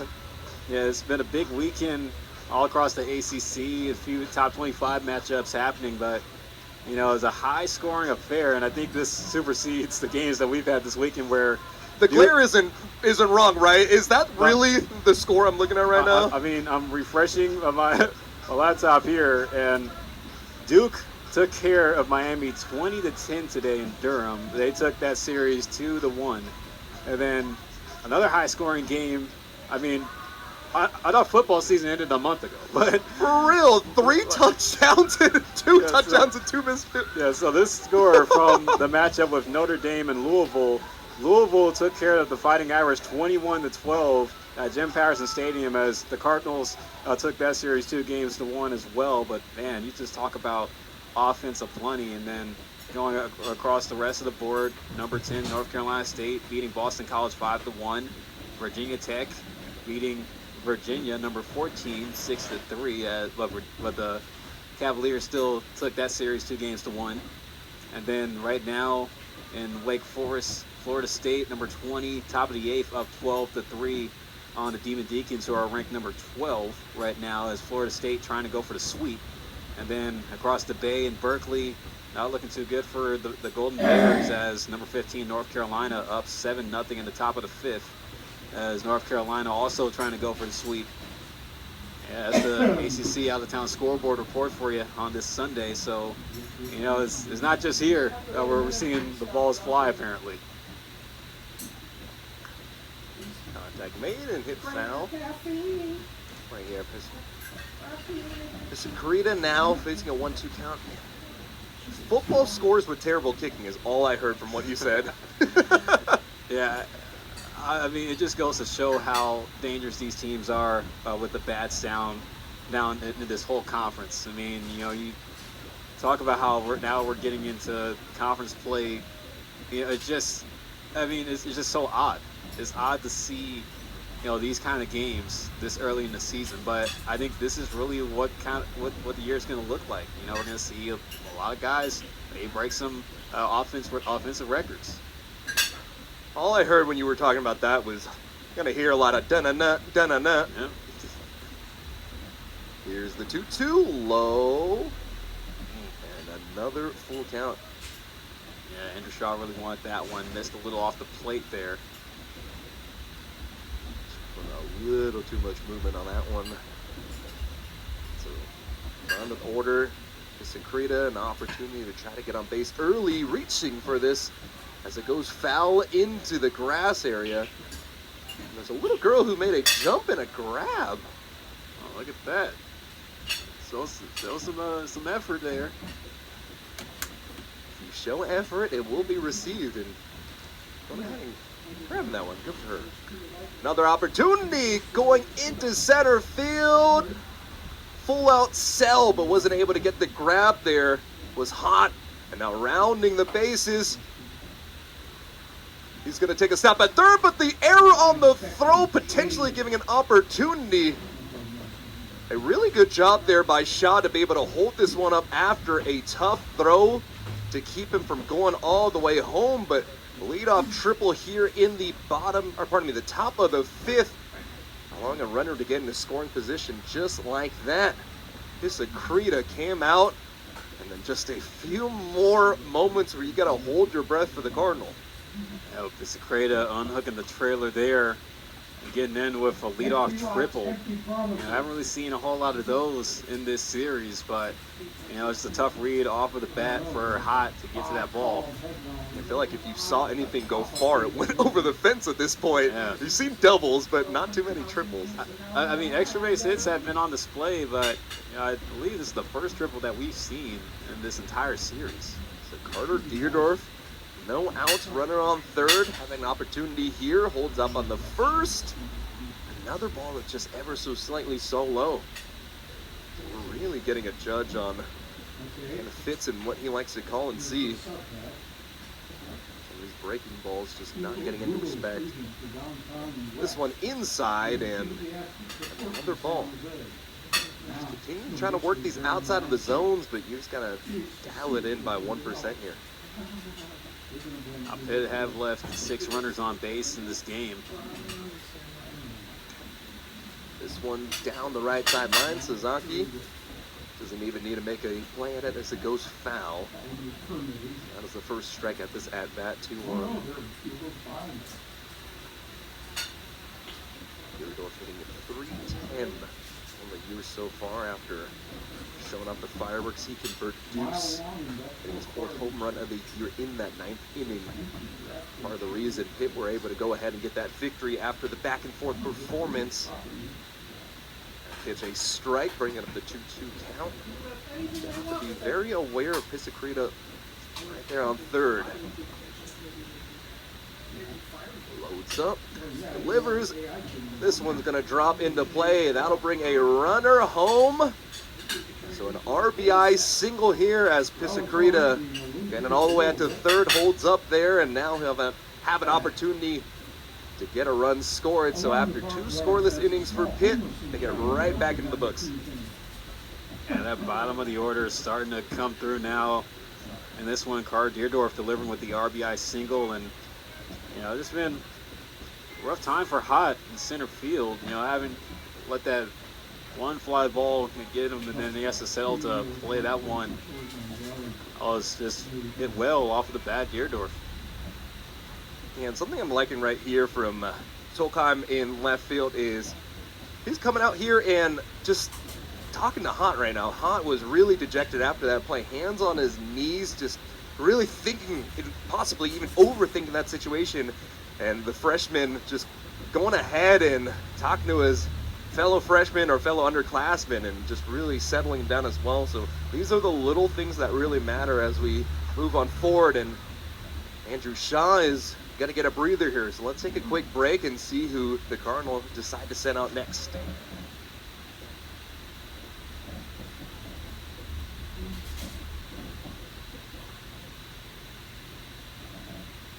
$4.8 million spent on removal of sheriff. Cassius Thomas will be the man who emerges out of the pack as the next man to take the mound. The reliever comes in, right-handed senior, former transfer from Duke, but has been in this Cardinal program quite a bit. He came in 1 innings in that last matchup against Pitt. He came in to stop the bleeding after O'Hara's struggles and allowed 1 unearned run in that 8th, which was ended up being charged as an error to Thomas on a throwing mistake. He's been clean otherwise, and he is a very steady presence. No ERA at this point in the year, and he's somebody that can really get you back on track and possibly try to stop some of this just brutal play. Yeah, 491 coming in, this being appearance number 9 for him. He's really coming in to just keep this game close. You know, Pitt adding on, breaking out of the scoreless inning drought, which is only having 2 innings. First pitch is a strike here for Thomas. This one really close to the hands as it's sent into the twine. Looking like a volleyball service error there. Right here at the bottom of the lineup is Julian Irizarry. He's gotten quite a lot of action coming his way, playing left field today. This one bounced into the dirt. The grab made, the tag out at second, and the throw in time as well. What a terrific play there by Bates, just being able to make the grab, have the agility to get the tag at second, and at the end of the day, showing that centripetal force, being able to hop up and get that throw out to first as well. As Charlie Bates, sure hand there at shortstop, able to pick up his pitcher there. Cassius Thomas, all he really has to do is put the ball on the ground and, you know, look, put the infield to work. It's good to get that double play, you know, before you see the top of the order now.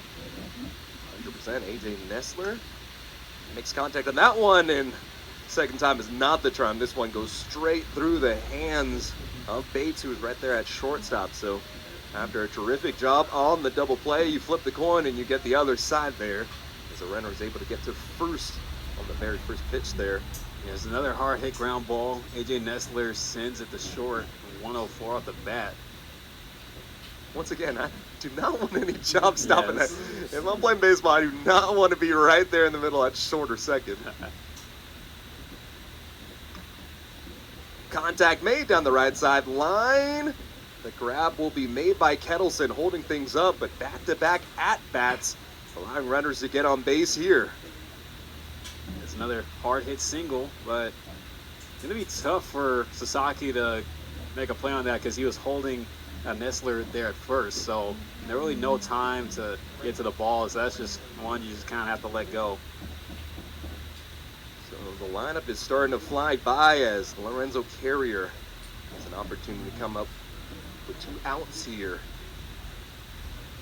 His first pitch, rolling on the outside, 1-0 the count, runners on first and second. Carrier 2 for 2 on the day with single. Carrier in his 3 at-bats yesterday. You know, they just happen to be 3 intentional walks and 2 strikeouts in there. Also reached base on the fielder's choice in this one. I was gonna have to go right at him. Outside once again for ball number 2. Just a really dangerous position to be in this situation. That is why you bring one of your steady hands and your seniors situation. Another ball off of the plate. No chance of getting him to swing. So now it's a 3-1 count. 2 outs. Runners on first and second. And Nestler and Doolin. Be a tough one to get. This is who you want at bat if you're Pitt. And this one will get through Sasaki, rounding the bases. One comes home and safe on third. So an RBI single in this situation. And man, he has been so great all series long, and he delivers again in a big situation. 2 runners now scoring in the top of the 5th as Lorenzo Carrier above 500 on his batting average now. Yeah, it's just another ball that gets past Sasaki. Similar situation, similar to the hit that Caden Doolin had, where he just squeezed it right through that 3-4 hole. And not only is Pitt so good at just getting the ball in the field, but they're really good with their directional hitting. You know, especially when you're well at reading the situations and just trying to hit it where they are. And, you know, that's exactly what has helped the Panthers extend the lead by 4 now. Kai Wagner now, an opportunity to come up to the plate. With runners on first and third, so those corners right here with 2 outs. Thomas, 71, or .417.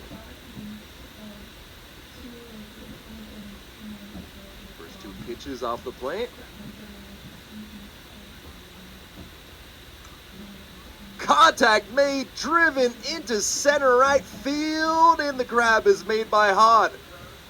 Ooh, that one looked alive off the bat, but fortunately Hott was able to go out there and corral it. So the scoring ends at 2 here in the top of the 5th. It is 8-4, 12 hits for Pitt right now, man. The bats are flying for the Panthers.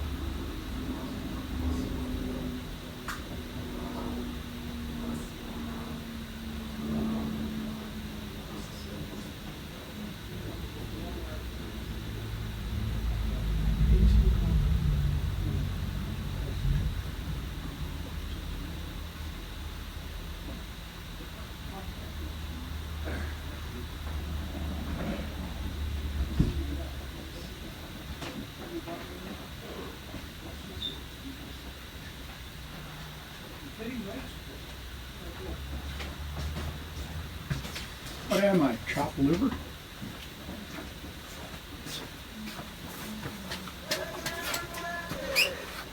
Bottom of the fifth, an opportunity for the top of the lineup for Stanford to come up. Due up is Sasaki, Tolkien, and Bates. Sasaki usually in that cleanup spot and getting shifted up to the very top of the rotation in the batting order. Walked in the first, grounded out in the second. Now will Rentaro Sasaki have an opportunity to try to break that scoring back open for the Cardinal as they trail by 4. 8 runs on 12 hits. Stanford 4 runs, 6 hits, but 3 errors has been really the big issue. We were talking about it before. You're talking about you're not necessarily going to win it from the mound today, so you got to do it from the plate. And for Stanford, that's who you want at the plate in this situation. Yeah, absolutely. They're in a good spot right now, and yeah, like this isn't a game where pitching is gonna be the factor. Like it's gonna come down to how are you gonna deal with the bats. It's been a trend all series for both of these teams, but Stanford just needs to find a way to come out on the winning side of it. With Eddie Smink, he had one pitch that ended up being a fly ball and got that out. So only facing one batter in the situation, and now this is going to be power versus power. You have a heavy fastball pitcher, just a really powerful right-hander against this lefty at bat. Rentaro Sasaki. Now out to use the 1-1. Sasaki doesn't even flinch sometimes. He's got such a great eye to just hold those balls when they're just throwing them off the plate. This is a guy that went in the first round of the MPB draft in his home nation of Japan. So if he was getting highly touted by the pro prospects over there, then to bring that skill level here to the U.S. in college ball, it just shows how many light years he's ahead of his development.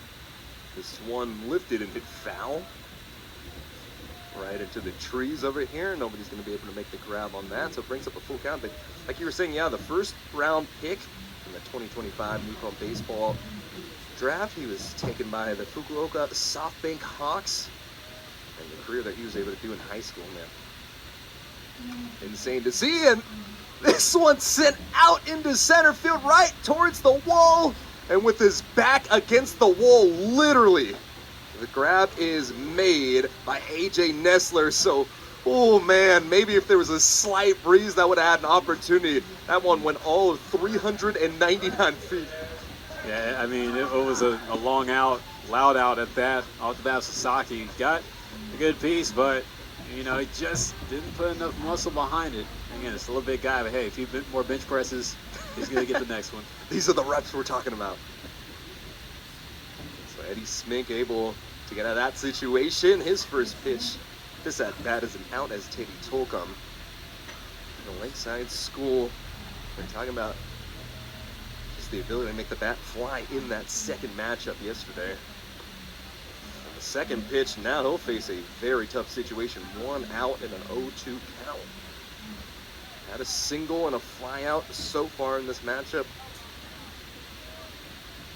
Pitt going to the rotation. They've had 11 at-bats. This is only Stanford's 17th.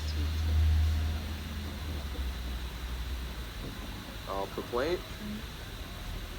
Tolkien is a good 2-strike hitter, so expect him to try to fight for it here. 372. Smooth. With the 1-2. Loud contact off the bat, and the grab is made at third base. The throw to first is in time. That is the second out here. So Kai Wagner over to Deerdorf.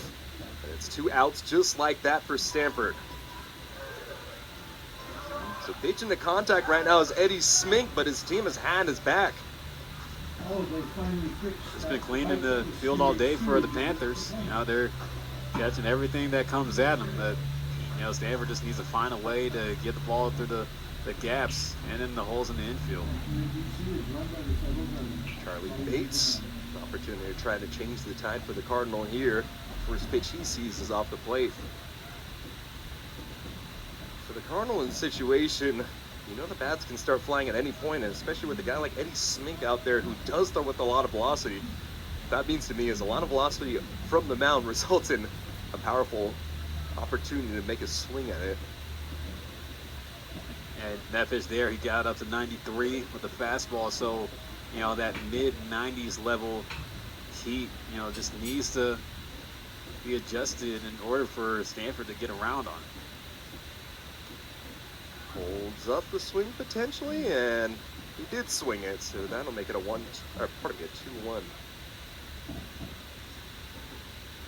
Swing baits here. You really just have to show off your patience. Can't go ahead and chase anything. At some point, Smink is going to have to put it over the plate. You have to wait for your opportunity to send this one away. 3-1 count. Talking about opportunity, huh? Bates is due for a hit or a way to get on base here. He will swing on this one as it is popped up. Looking to make the grab, and the sunglasses allowing the grab to happen there from the shortstop and doing so. 3 up, 3 down there. Eddie Smink putting together some nice showings there from the mound.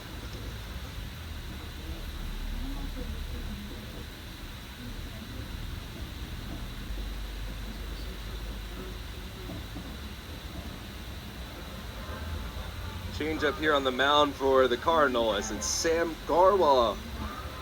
Big number 26, a left-hand pitcher out of San Diego. He's standing at 6'5", 243. A transfer from North Carolina. This is his second season on the farm as the former All Big Ten freshman team member. And he has had a little bit of a struggle in this season so far. A 13.5 ERA in his 4 appearances, 4 2/3 innings pitched in. What better moment than in a matchup where the bats have been flying to come in and try to change your pace, huh? Yeah, definitely a big spot for the big lefty. And he's really just going to have to put together a clean inning. Again, it just all comes down to shut down innings the rest of the way for Stanford, and they just need to get more opportunities back up to the plate, throw off the Pitt pitching. Yeah, we talked about how good Pitt has been at batting all year long, so you're going to need to bring your A game for any sort of situation here for whoever Stanford decides to bring out. Trey Ferguson, Joey Varnon, and Casacrita to round out the due-up order. It's already the 4th at-bat here for Ferguson. An opportunity in the 4th. The first pitch here for Garwa. A little slider, able to keep it in play for strike. Yeah, it's Ray Henderson on a day 1 for 3 with an RBI double. Look for that significant downward plane from the big lefty here. Second strike just like that. This is the situation when you want to be in when you check in your guy. Yeah, it's only Garval's 5th appearance on the year. You see he has that big over-the-top release, and he especially at 6'5", you know, with the long arms. He has that pro frame for sure. It's just a matter if he can get everything together. Of course, he got up to such a hot start his freshman year at Northwestern. And you know, it's never too late. You can continue to just keep grinding at it. It's that 2024 season at Stanford with an injury. This pitch going into the grass, or pardon me, into the dirt, I should say, to make it a 2-2 count.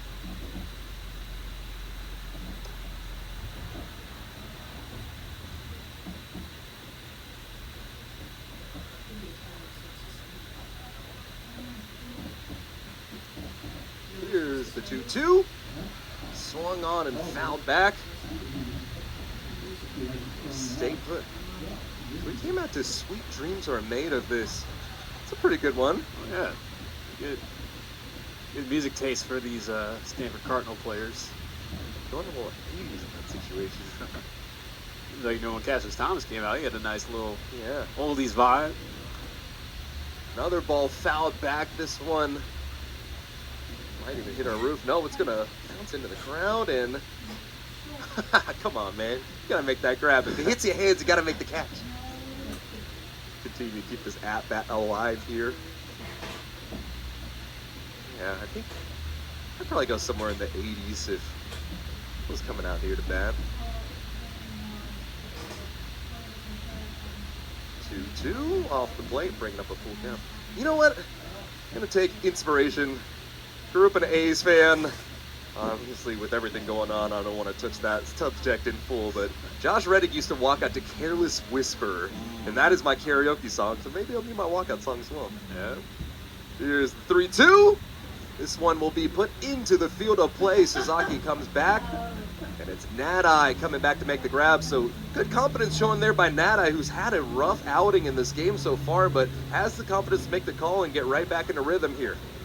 Yeah, he just needs a little bit more, a few more plays to go his way. You know, trying to turn things around in the field, but you know, you can make up for the mistakes that have been on hand at the plate, and you know, all is forgiven. So after the first batter he faces, one out here for Sam Garbaugh, and that'll be the catcher and Joey Barron. An opportunity to change things. This ball gets past Nada. Getting to right field, Kettleson will hold things up, so it is a base hit at the first ball seen. And Joey Barron able to break out of the offer there with the hard hit ball past Nadai. Yeah, ground out, strikeout looking, and then fly out in the fourth. Now finally able to get on base. That brings up the catcher who had that triple at his last at bat in the top of the fifth, and Secreta. Led off the inning with that triple as well. Secreta shuffles his feet here on the first pitch. 1-0 count.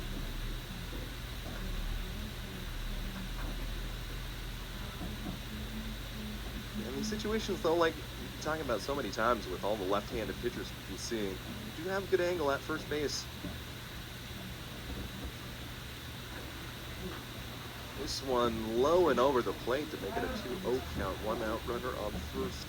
I think I'm with you, Philip, in terms of music, though. I think I'll change things up. You got to take a feel of everything in the lineup to understand, like, where you need to suit yourself in, right? Yep.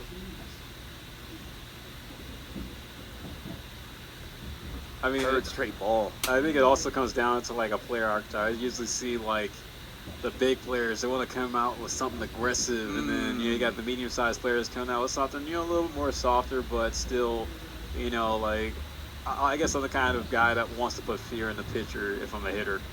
I gotta come out with something like, hard and heavy. Yeah. The one thing I always appreciate is I feel like in every lineup you always get that like rock and roll guy. Maybe if you want something heavy, some Hell's Bells ringing. For sure. A little AC/DC wouldn't hurt. Shouts out to my Raiders. Here's the 3-1 over the plate, and it's called a strike. Man, that downward plane pressure from the lefty fully on display there. Full count situation here for Garwal. Big pitch needed to get Secreta out. Well, the senior looking to turn his tides off. Down year up to this point. This down ball is down and low out of the box, so Barron is going to get to second on the walk. Another productive at-bat there for Secreta. We'll say these pit hitters, they've been able to find ways to really force the hand of these Stanford pitchers today. And I'll make it 4 walks given up. So, even though it's still a small sample size, but, it's come in situations where it's really, helped benefit Pitt. First pitch, a little bit of a heart flutter in that situation, but Lavin able to block things out to avoid anything from happening. And the patience has been on display for every single Panther there. It feels like all these at-bats have been extended, and when it is quick, they do make some great contact on the ball and allow themselves an opportunity to make something happen. Here's a strike. 1 out. It's on first and second.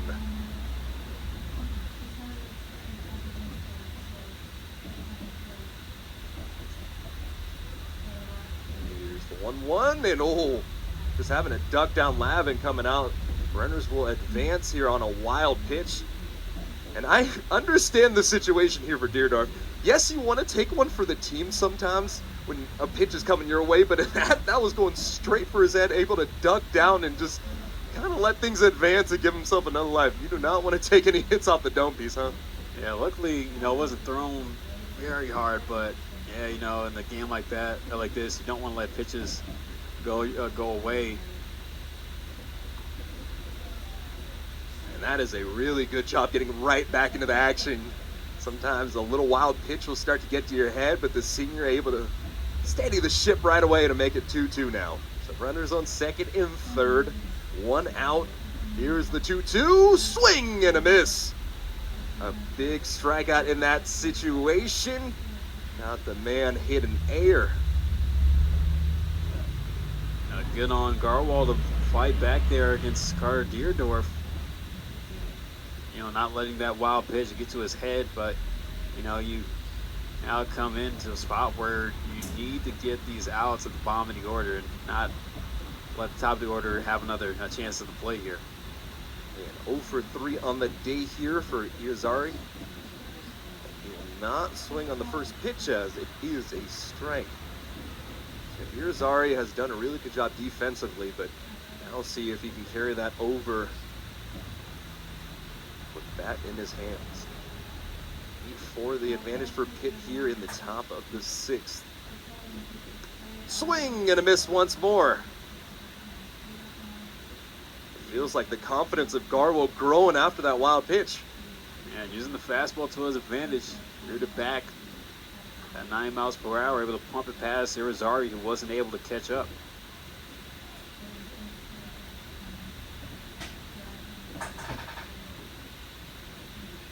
Here's the 0-2, lifted into left field, and that fly ball will be grabbed. So, a little moment where you felt unsteady, but the steady hands of Sam Garwell able to guide you through the top of the 10th. Stanford holds Pitt off, but Pitt still leads 8-4 going to the bottom of the 6th.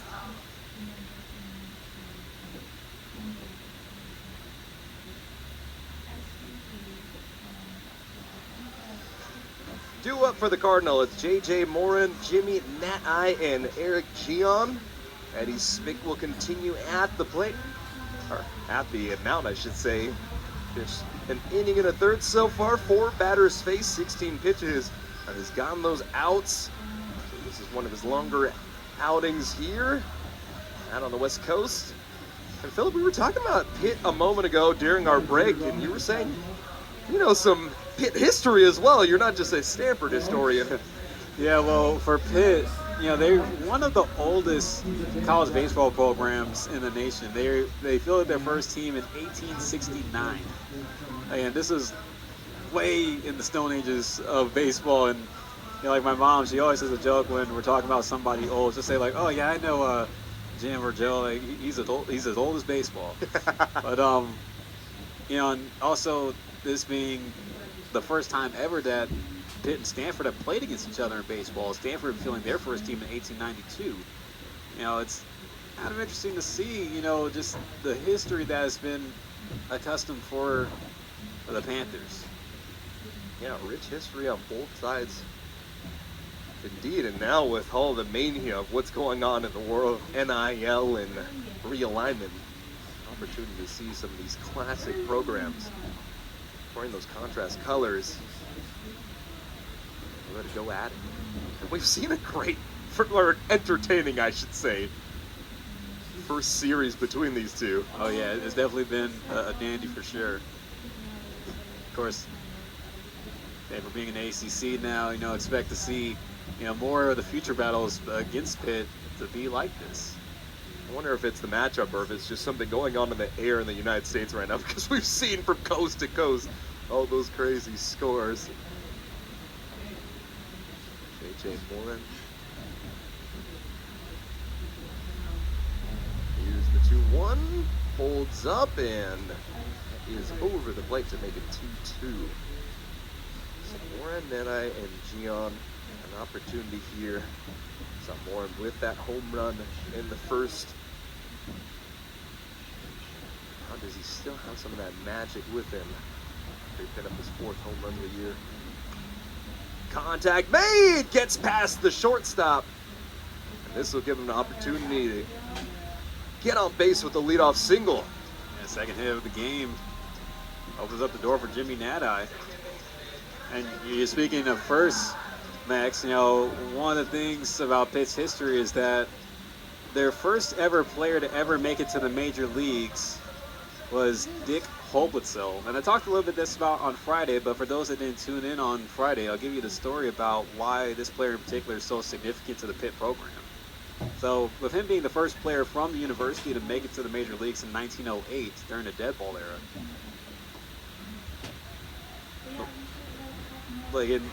he went on to have an 11-season year in Major League Baseball as a first baseman with the Cincinnati Reds and the Boston Red Sox. But during his time with the Red Sox, there's this one particular part in history that he probably didn't get a lot of recognition for, just knowing what time in the game of baseball it was.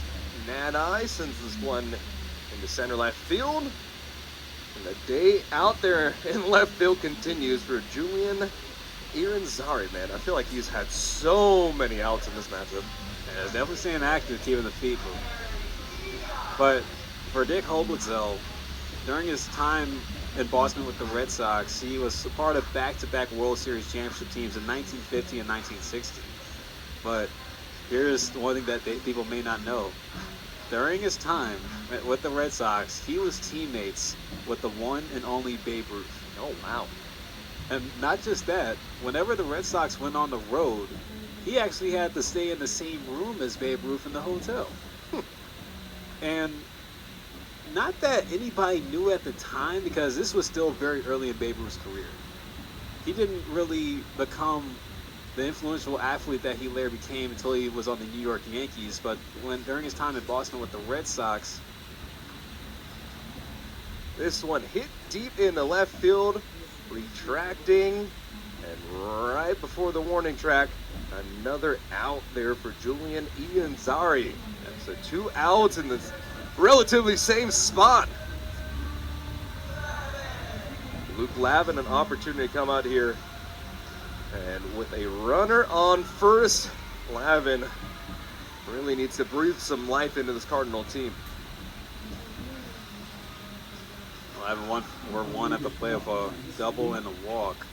Yeah, but you know, you have the significance of the Pitt baseball program maybe not having so much success on the winning side, but so many historical facts that you kind of find out about the program just knowing that they've been around for a really long time. But yeah, with Dick Holblitzel, quite a flex to say that you were not only teammates but roommates with Babe Ruth.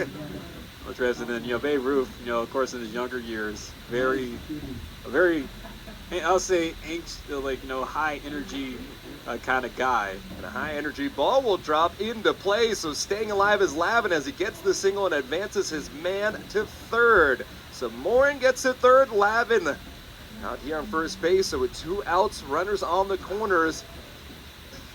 It's Stanford trailing by 4. Showing a little bit of life here as Ethan Hunt has another shot at it. Talk about being amongst history. I feel like, even though Dick Holblitzel is now long gone, but, I feel like he would have been the perfect person to write a book talking about the stories that he possibly could have shared being Babe Ruth's roommate and teammate all those years. Probably call it My Time Babysitting the Babe. 2 outs. The first pitch just barely digging inside of that bottom outside corner for them. Ethan Hunt after a very successful start to the day. Behind the 0-1 count. Second pitch. Same general spot, but drifting a little too far outside. 1-1. Been hot 2 for 2 on the game with that 2-run home run in the second and the double in the fourth. Another big spot here. It's 400 with runners on. This one will get past the shortstop. One comes home rounding out, and a hold-up actually Luke Lavin at second. So a single here for Hot as he is 3 for 3. And that one's going to be an RBI single with 2 outs to keep Stanford's within reach here. As another solid at bat there by Ethan Hott. You know, getting the start today, and he has been doing David Esker a service, going 3 for 3 now at the dish and driving in his 3rd RBI of the game. So Eddie Smink started out pretty hot in his own regard, but now has given up quite a few hits in this bottom of the 6th. He'll take a breather here as he shakes out the arm, and Stanford didn't feel like they're right back into things. This whole entire series has been so back and forth. We saw it yesterday with Stanford trailing, going back up, and then eventually late, Pitt was able to come back and get some scoring in the 8th and the 9th to get the victory. In the situation here, you can be down, but you're never out. Brock Kettleson, I can tell you, he's going to come up, and I anticipate a more patient approach. Yeah, patience. I mean, hopefully that was jammed into his head when he flew out to left field in that on his last at bat. Just knowing there was a big spot. You had 2 men on with a chance to tie the game up. A very similar situation here. Runners on first and second. Tying run at bat. Lavin. Here's the 0-1. Sinker too far down into the dirt. 1-1 count. Huge situations here for some young players. Kettleson having that home run under his belt. Get another in this situation, I can tell you he'll get the praise of his team. Off the side of the bat, this one goes over the second baseman. And no opportunity there. So ground out on that attempt. Pitt is going to set up Nestler, Doolin, and Carrier. Due up here in the top of the 7th.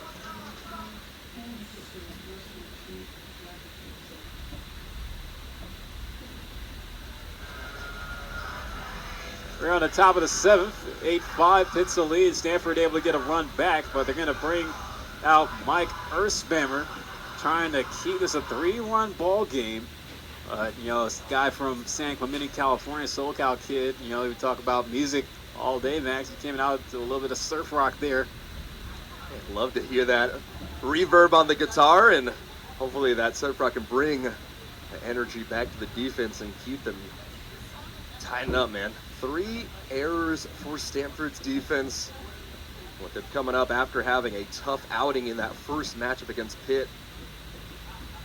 Let's see if he can turn the page.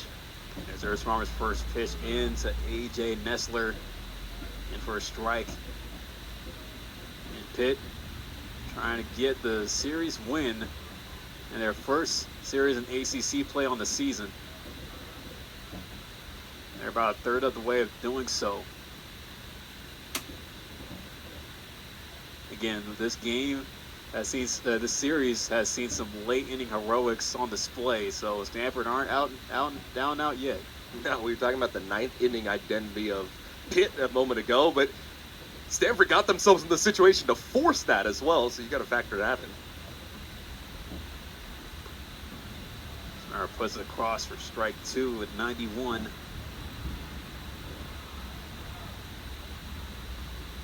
And I will say Stanford have played in some tight ball games for the majority of this season, but in the ACC play, that was a little bit more challenging. That one's bounced foul, just barely, on the first baseline. A little bit of laugh and a wry smile on the face of Rentaro there as he makes the grab and he looks back like, hey, take it. No, well. No, I had to play there. Again, you know, showing good awareness, footwork. We're at first base. He's playing close to that line against a left-handed hitter.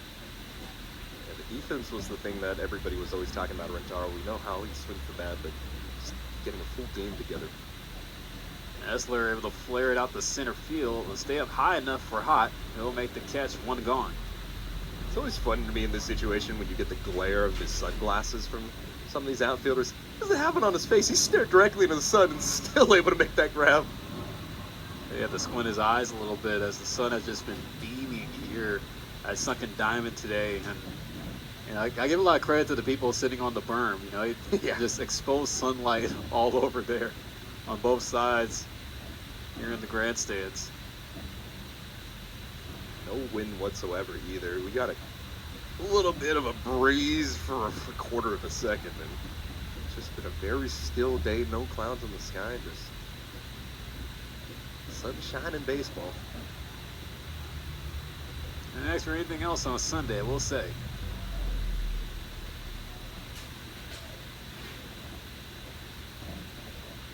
Oh, 0-2 now for Caden Doolin. Missed outside. Yeah, but those are the shots where you can take those outside opportunities. It's an 0-2 count. You got an out already. As long as it's not a wild pitch, you feel pretty cool. Doolin 2 for 3 on the game. Sends a rocket out in the left center field, but Hot able to trace back for it. Feeling hot, hot, hot.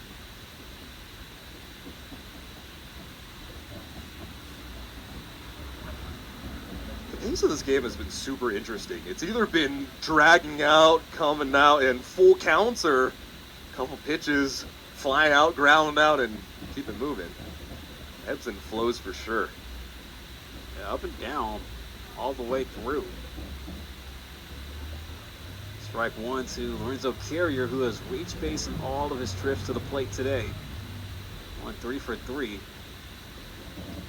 going to leave California with a batting average over 500. Cowboys been hitting the baseball. As that one foul down the right field line, I go right into the Stanford bullpen. Yeah, we were joking about his creative player numbers, but he actually might be at this point, man.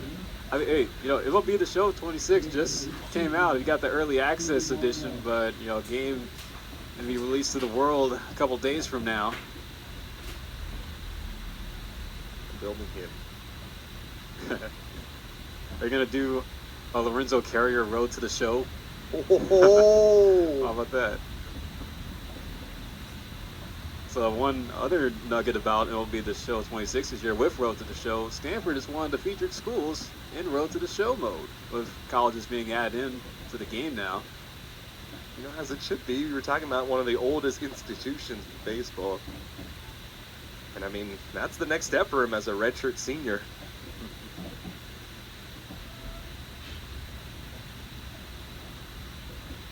Two balls, 2 strikes on Carrier. Here's the pitch from Earthspammer. That one is going to go foul again. Stay frosty if you're the bullpen for Stanford. You're getting sent some missiles, man.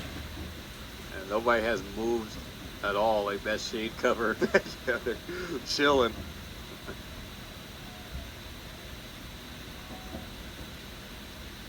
So 2-2 on the way again. This time going a little bit more into the seats. I wonder if Lavin could be a little more comfortable in his stance as a catcher against, or with a taller hitter. Lavin's 6'4", Carrier 6'5". He doesn't have to quite stay in that super low stance as he would with some of the shorter guys. Big strike zone for sure. Moran can't play that off of the tough hop. Goes in the left field for what could be a hard hit single. The perfection continues there for Carrier. They give him now 4 hits on the game. At the end of that play right there, Moran just had to smooth out some dirt. He saw where that ball hit and popped up. Now, so they're waiting to see if they're going to score a hit on the scoreboard here. It's going to be an error. Could be. Moran did have a tough read on that ball. If it were to be an error, it would be the 4th error committed by the Cardinal infield today. There's Kyle Wagner coming up, looking at strike 1.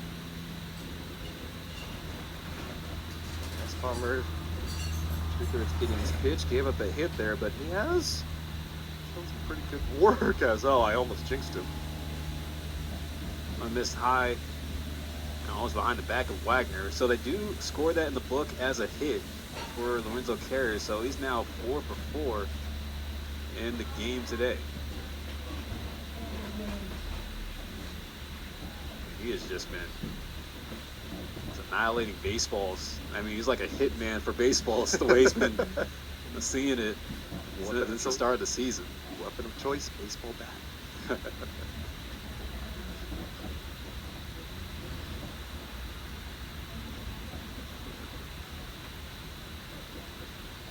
There for strike 2 of the Wagner.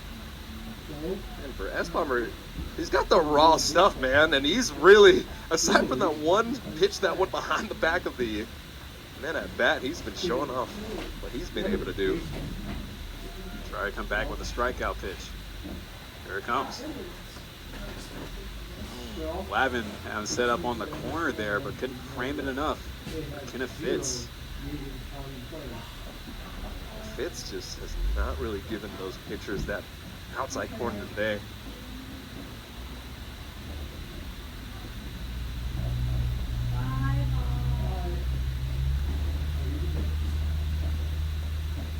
Wagner stays alive at 2-2 still. Continue to fight through it. First few at-bats, and now it's flew by, and now we're just back to the grid of things.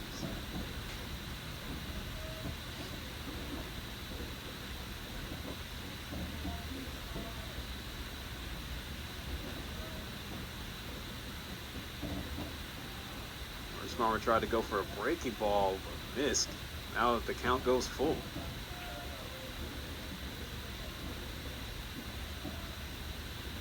Let's see who wins the duel here between Wagner and Erzbomber. So much experience on this lineup for Pitt. And so many freshman pitchers being sent out there for Stanford. Ray Fenderson waiting on deck. Farmer's going to step off.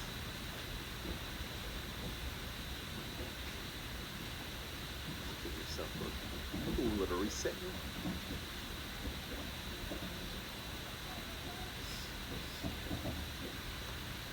Missed high, and Wagner works the walk. And just really fought through that one. And that is the continuation approach. We've seen great contact being made on these balls, but more than anything, it has been the patience of Pitt being able to get into these situations with walks, and then at the end of the day, just an error on Stanford allowing things to keep flowing. And you don't want to have these prolonged innings if you're a Stanford pitcher, because it at least allows Pitt to really start to get a flow of how you're bringing it.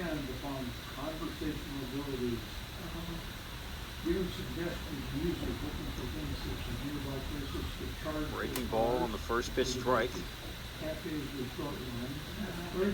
Anderson 1 for 4 on the game. Also have a new tool called immersive navigation. That presents a three-dimensional perspective to use to better grasp the field. I want to ball there, but as a lefty pitcher with runners on first and second, Philip, how much does it really change things up, because you just have such a better vantage point compared to a right-handed pitcher? You know, it's just all about how you're seeing it out the hands.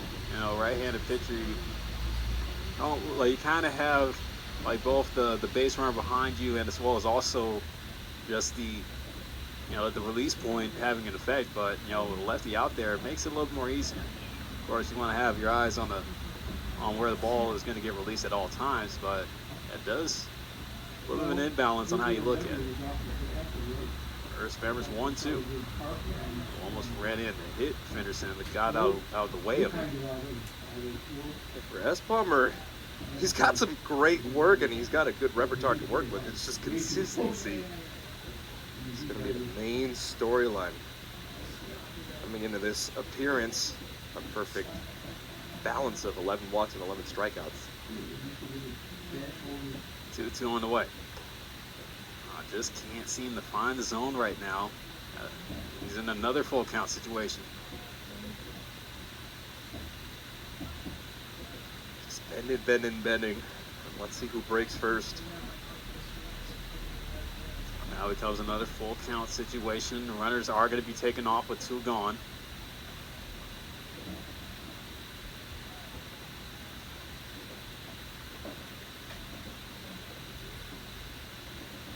He'll step off.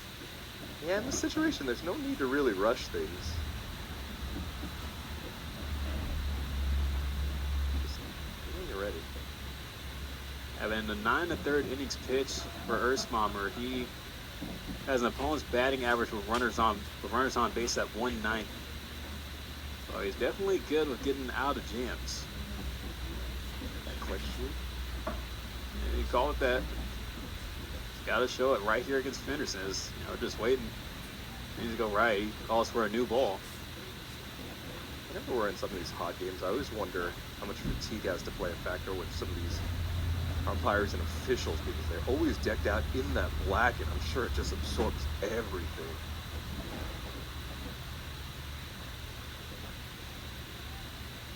The off pitch coming.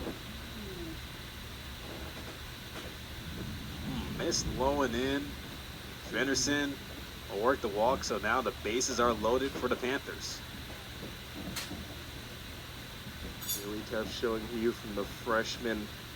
Getting at some good spots, but as he continues to just fight and fight and fight. A couple full counts going the way of Pitt, and now bases loaded. We're going to get a mound visit here. This could be it for Ersmammer. He's trying to buy some time for the pitcher warming up down the right field line in the Cardinal bullpen. No signs yet of them making the call. This is just more of like a confidence booster with big hitter and Joey Barron coming up in a bases loaded situation with 2 out. Sometimes I keep hitting this point, but it stands true time and time again with how young of a roster that Stanford has. It's not about talent, it's about consistency, and it's about really just getting yourself in the right mental space. And so I think that's what the gauge we're getting for Stanford's going to be. It looks like they're going to keep him in. Joey Barron 1 for 4 on the game. Has a single to his total, but he has a chance to really give Pitt a big lead this late. This is where Mike Ersmammer really needs to lock in, get out of this jam.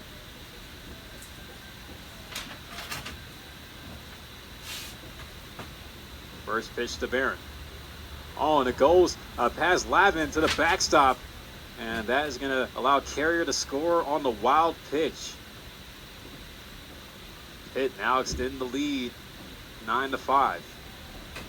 Worst possible situation here for your freshman. You finally get him cold, relax, an opportunity to just take a second with that mound visit, and the very first pitch goes that way. Yeah, just not something that David Escrow was hoping to see from the young arm. Runners now at second and third.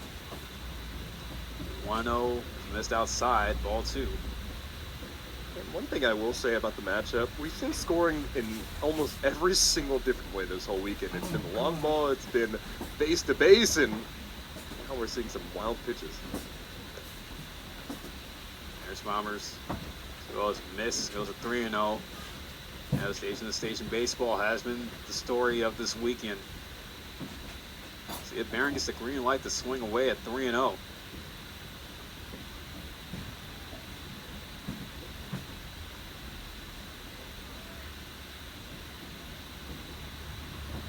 Patience is a virtue. Pitt's got that patience. There's a strike, but feeling comfortable still in the situation.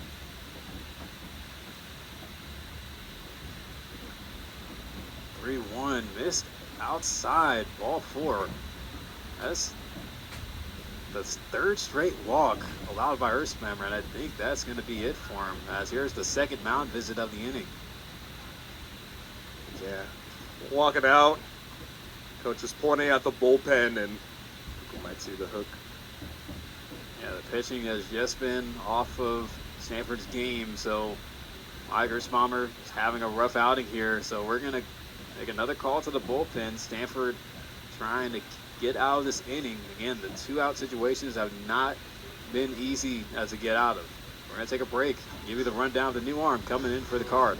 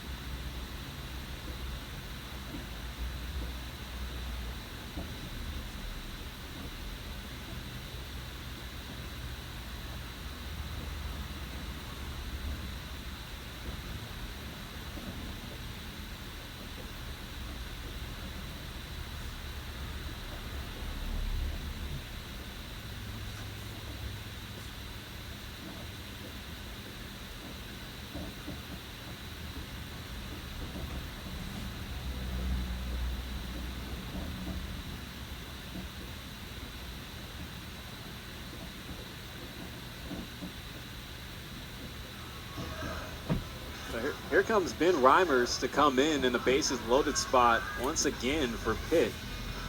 Ben Reimers, his 5th appearance on the year, has a 3.60 ERA and 5 innings of work.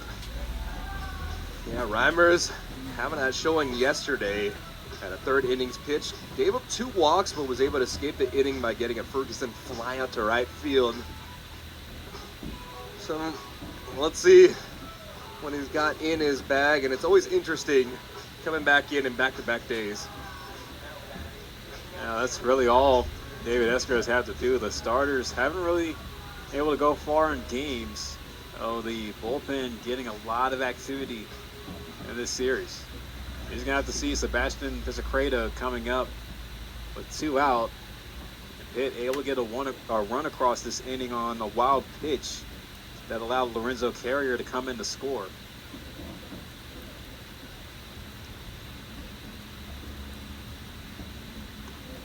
Big swing and a miss. First pitch from Reimers is out at 93 on the fastball. One that we have seen from Stanford pitchers. Almost every time when we got in shift, the very first pitch they've thrown has been a strike.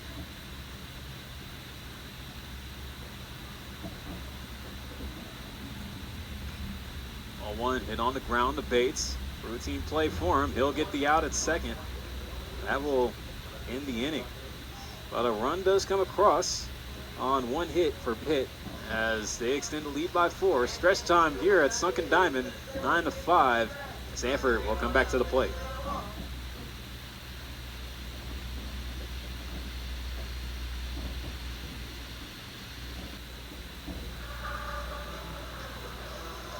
Bottom of the 7th, Stanford trying to fight, to stay in the fight with Pitt. And this being the rubber match of the first ever all-time series against these 2 universities. Glad you could join us here on a Sunday afternoon. Max Agress, I'm Philip Hall. Happy to join you here on the ACC Network Extra. For the Cardinal, the good news is they'll have the top of the order due up. Sasaki coming in to lead off. Tilkheim and Bates will also hit in this inning. And Eddie Smink still in this game for the Panthers. He's been doing the long relief work in this one.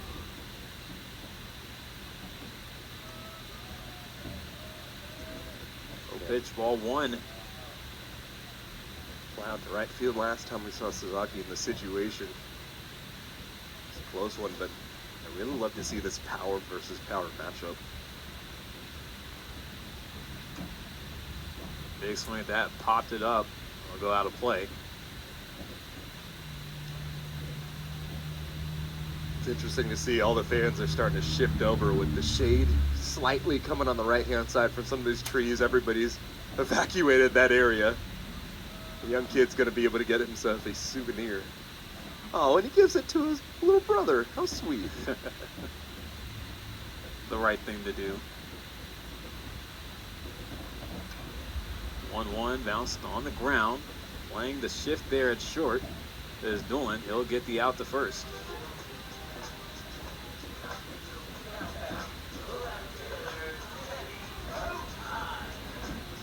We'll say for the Pitt pitching staff, they've been able to find ways to get Sasaki out in this game. Yeah, especially after that little bit of a rough start where Sasaki just showed so much patience and then earned that walk, but a ground out in the second, a fly out in the fifth. Now another ground out.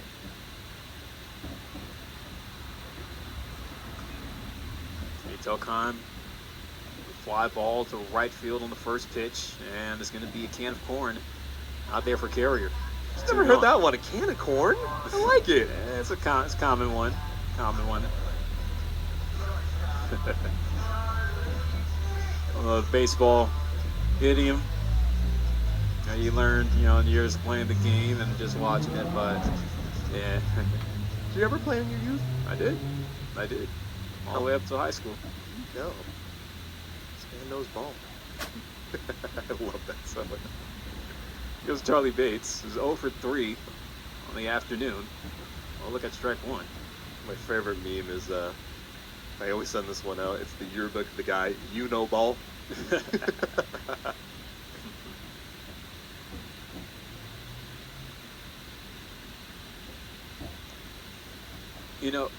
It always also makes me curious to find out where do these baseball phrases come from. Yeah. Commentators so often to drop this here, but like, how does it start? I'm a person that likes to know origin stories. So, Bates sends it foul. No, I agree. I love the lore. And honestly, in this day and age, we are so lucky to be able to just Google something. I'm old enough, I'm not that old, but I still remember before you could really get access to the internet on a regular basis. You gotta wait for dial-up and all that. You had to go to a thesaurus or you had to go to an encyclopedia to try to learn things. Now, hey, Wikipedia, Google, even AI now. Every single joint in my body creaked as I was saying that. I was like, how must we be suffering the heat of this press box today? Delirious. No, it's cooled down just a touch. The shade moving over to the right-hand side. So has the sun. 2-2 pitch coming up from Smink. This is in for ball 3. I'll also say this, Max. YouTube has been such a good source in me finding archival information, and I like to say that it's the closest thing we have to a real-life time machine.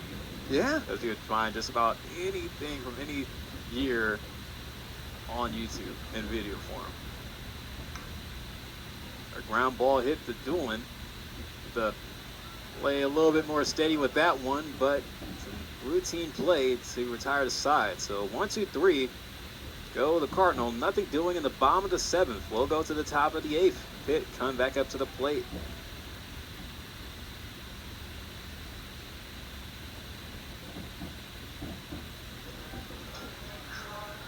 On top of the 8th, with Pitt still leading 9-5, and just to kind of recap of how this game has gone, it all started in the top of the 1st when Kai Wagner delivered with the 2 RBI double to begin things, and then Stanford were able to swing back with a 2-run home run from J.J. Moran. We had a tie game at the end of the 1st, so high offense scoring, but then Pitt came back with a 4-run second inning, but Stanford followed up scoring 2 on the 2-run homer from Ethan Hott. They went a couple of innings scoreless, but Pitt able to add on to the lead, securing 2 runs in the top of the 5th. You had the RBI single coming from both Carter Deerdorf and one from Lorenzo Carrier. Stanford scored back in the 6th on an RBI single from Ethan Hott, as he has gone 3 for 3 on the game, but Pitt got some insurance in the top half of the 7th. It brings us to here now with Quentin Marsh now coming into the game in relief for the Cardinal, freshman from just down the road at San Jose, and also the brother of Tatum. Good names, Quentin and Tatum. Oh, he's going to see Carter Deerdorf. He'll look at ball 1. This is how you know I'm getting old. I start thinking about names. I'm like, oh, that is a good name. It may be usable in the future. Having kids soon, Max. Oh, I am at that age, man. I don't believe it. I'm still 18 in my head, maybe 21 at the oldest. But I've hit that grand mark of 3-0 now. Yeah, I think hold off for a bit. Yeah, Good sense of foul. it's good. And well, the Marsh brothers, they come out of Valley Christian High School. Very Powerhouse, man. powerhouse program in the South Bay when it comes to baseball. When you think about leagues like the WCAL, you know, definitely dominant with schools up and down the peninsula and even stretching down into the South Bay. And a few schools in the city, in San Francisco. There's a lot of great baseball played across. A 1-2 from Marsh. And it's always great when you get just some of these local products able to stay home. It just means so much more. You know, these guys, like, I'm sure they went to San Jose State games as well, being out of San Jose, but like the closest Power 5 school, Power 4 now. Swung on and missed, so Quentin Marsh ends the inning with the strikeout. But yeah, the closest Power 4 school to you in this situation is Stanford, so taking trips out to the Sunken Diamond, enjoying some time in the sun, spending your weekends out here, I'm sure it feels so good to be right there and smack dab in the middle of it. Absolutely, and even remember when I was here on Friday evening, had some little leaguers from the area come out to the game, and even had the chance to see a gentleman that I've worked very closely with in the past who has continued to keep youth baseball on this side of the Bay alive. David Klein, shout out to him. He is the lead man for the Legends baseball and softball camps. You know, a lot of activity that they have in, you know, parts of San Mateo, Redwood City. You know, he was at the game yesterday with his family, so it was cool to see him pass by. Those coaches are really just the heart and the backbone of all this. A lot of people really never truly understand the value of a coach until you've moved past them. Strike 3, Marsh delivers the breaking ball in. And there is already the backwards K. Quentin Marsh looking pretty good coming out of the bullpen so far. That Valley Christian pedigree coming on display. Yeah, designated as a two-way player, just one of those guys that you can really slot him in any situation. There's so many pitchers been used this weekend by Stanford. Given the opportunity here for the left-handed freshman. And the first two batters he's faced, he's shown has the skill set and the capability. And during Quentin Marsh's time at Valley Christian, he was a Max Prep second-team All-American. And also winning back-to-back Central Coast Section Player of the Year honors.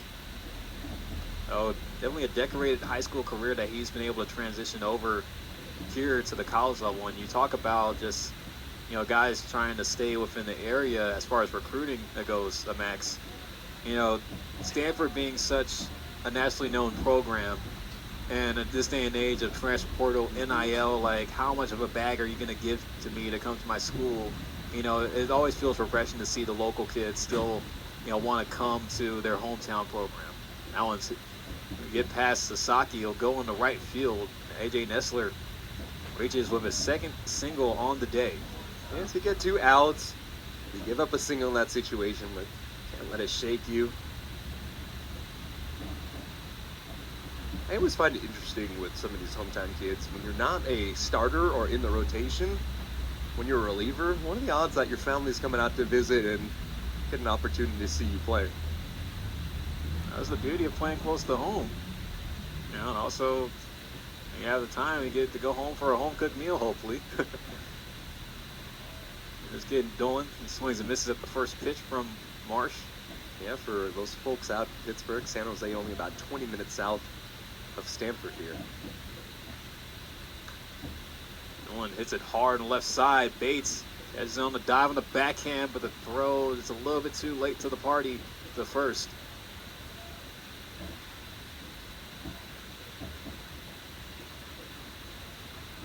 That is going to be a single into the books here. minutes have just been totaling up for Pitt today. At 16 to the total. Lorenzo Carrier coming up 4 for 4, trying to go for the 5-hit game here, staying perfect at the plate. Yeah, this is the 41st at-bat for Pitt. Yeah, they've been just running through the order here.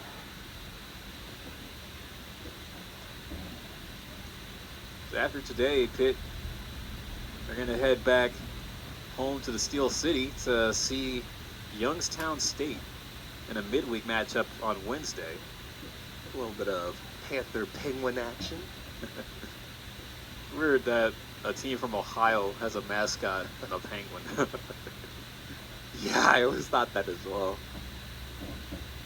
Youngstown State is, where the school is located. You could throw a rock and you could throw it over the Pennsylvania border. How close they are to Pittsburgh. Whenever I think of Youngstown State, I just think of Jim Tressler. Looks like we're getting an intentional walk here. They missed outside there, so Carrier able to reach. That's now his 6th time reaching base in this game. Now the bases are loaded for Kai Wagner. So tough spot for Quentin Marsh. So the freshman just getting battle hardened here. So 4 straight walks. Or 4 straight balls resulting in that walk, I should say. Wagner looks at ball 1. And for Stanford, after today, they'll have some off time during the midweek, but they're going to come back with the home series against Utah Valley. I think staying at home is going to give you an opportunity to kind of settle things. You've had sporadic play all across the board, and you've done it in very emphatic moments, and you've also had some plays like we've seen with the 3 errors a day. Just give you Swung on and missed by Wagner. Goes to ball and 2 strikes. just giving you an opportunity to kind of settle things and get a little past the hiccups that you've seen. Now that series against Utah Valley will be a 4-game series, as they're going to have a doubleheader against them on Sunday and then followed up with a Monday matchup. And Marsh able to get Wagner chasing outside, so he's able to strike him out with the bases loaded, keep this a 4-run game. Stanford will come back up going to the bottom of the 8th here at Sunken Diamond. So you're telling me there's a chance?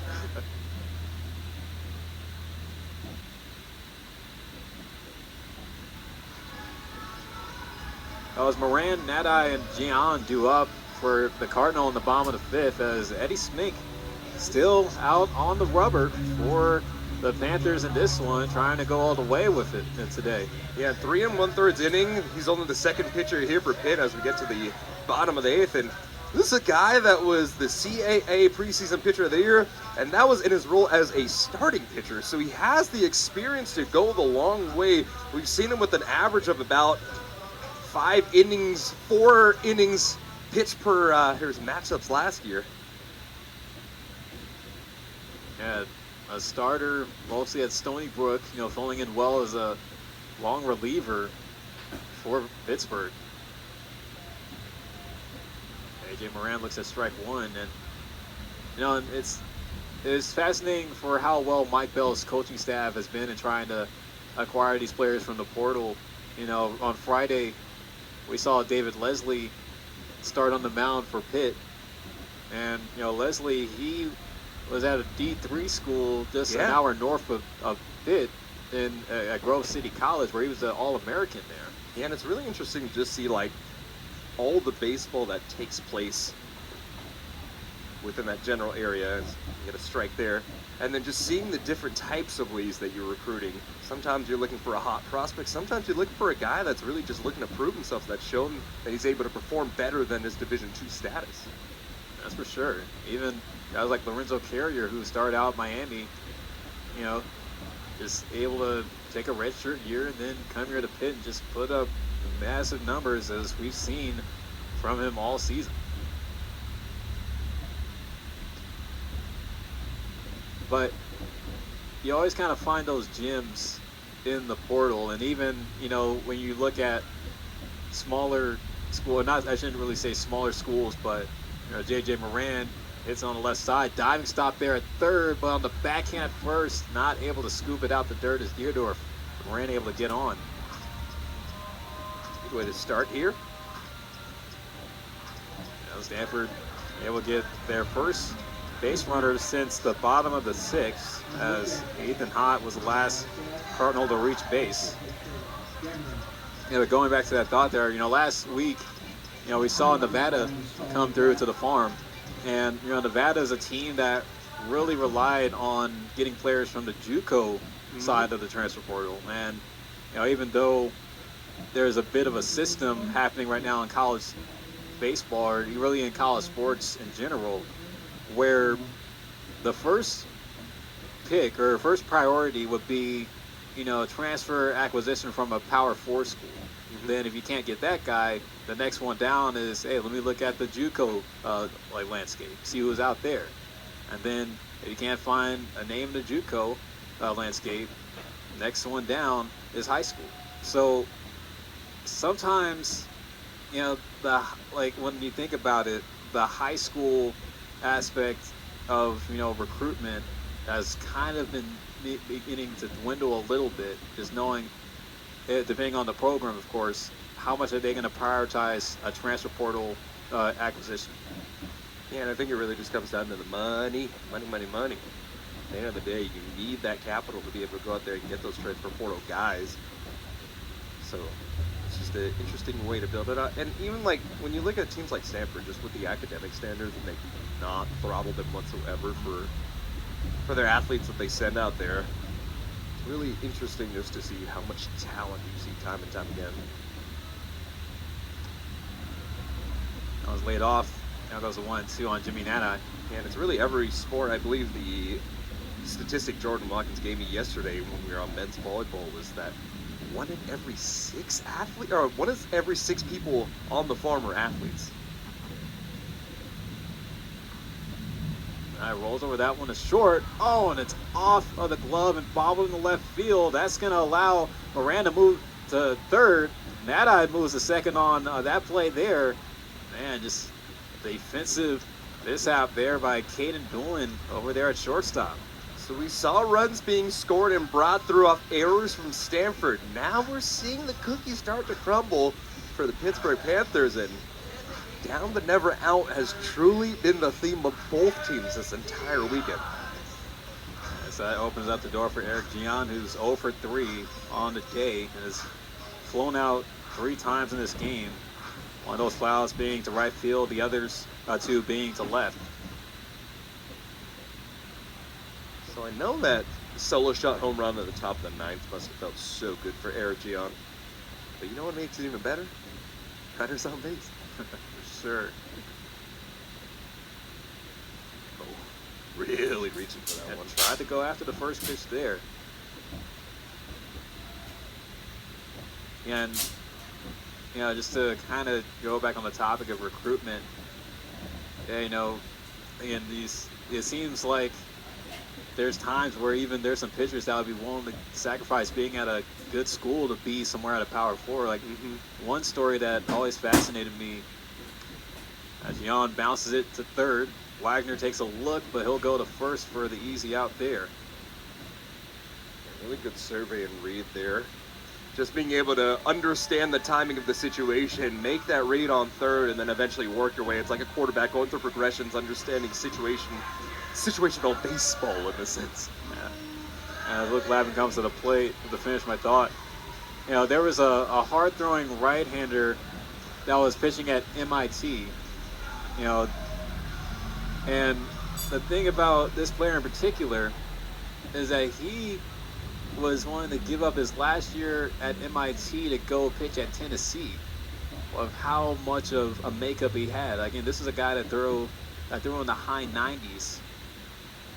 And even though, if you're somebody that tops out at 96 on the mound, in the conference there MIT plays at, of course, MIT being one of the most highly academic universities in the world, that one is rolled in front of the plate. They're going to go home with it. Smink able to get there in time as Moran is out on the tag. A real nice heads-up play by the senior on the mound right there. Just getting the underhand shuffle. A little bigger body build, so he had to really charge forward with that one. Was able to keep the score off the plate. Just they might be going to a replay here. It's umpires can join, and they might be trying to check to see if that was maybe a foul ball. Yeah, it didn't come off the bat not much by Lavin. They're actually going to challenge the play at home. Maybe it might have came on the play at home when Pisacreta tried to put the tag on Moran. But you know, just talking about the MIT pitcher, Mason Estrada, he was about to give up his last year at MIT to go pitch at Tennessee through the portal. Again, NIL money coming into play, having a chance to play in the SEC, which is like the major league equivalent in Major League Baseball. And again, this is a guarantee that they're going to see at least, probably 20 to 30% of the first round of MLB draft of a guy coming from an SEC school. But here's the one kicker, though. Before he officially decided to, follow through with his commitment to transfer to Tennessee, he got drafted in the 7th round by the LA Dodgers. Guess what he decided to do? Go major? Take the money that the Dodgers were giving him through the draft. So it goes back to how the system works. If there's a guy in the portal that is a surefire draft pick and he takes the money to go pro, then that means you have to go the next one down, which is either, hey, get a guy from another small school, or have to look at the JUCO landscape. And I've been around enough to see JUCO talent and see guys that, should have had an opportunity to get, picked by a D1 school. But hey, that's just how it is now. Yeah, that's how it is now, but at the same time with technology, you have the opportunity to really just get yourself known out there. You don't necessarily have to be at one specific spot to be able to get your tape out and just have those weird connections with coaches that know other coaches. You have the media and social media to be able to push your profile. So in that regard, it is tougher, but in another way, it also just gives you, you don't have to be at all these big time schools to try to get into the situation. You can try to recruit yourself. If you have tape, you have a chance at least. Umpires come back to the field as we're going to get the ruling on what the play call at home is. Stanford 0 for 2 in challenges. They're out of it now. Yeah, so they say that Moran was tagged out home on the play there. So there's 2 gone, but still runners at the corners for the Cardinal. Now it's going to be up to Ethan Hott. Honestly, the 2 success stories today have been Carrier as well as Hott. They have been the hot hands. Ethan Hott trying to keep that back going. He's 3 for 3 at the plate with a 2-run home run, a double, and an RBI single. He has Natai at third, Lavin at first. You know what he needs, right? Yeah, I know what he needs. Knocking out some wood. I'm not going to say it, but I'm going to knock on some wood. He's going to need to send one in the alley to get it. Eddie Smink. And a tough jam here. Oh, that one is sent to right field. Is going to get up there in the shade, and Carrier able to play it back and get the wall of love tap to make the catch to end the inning. Oh, Ethan Hott had a shot to get something going there for Stanford, but we're going to go to the 9th inning. Stanford have to keep this game where it is.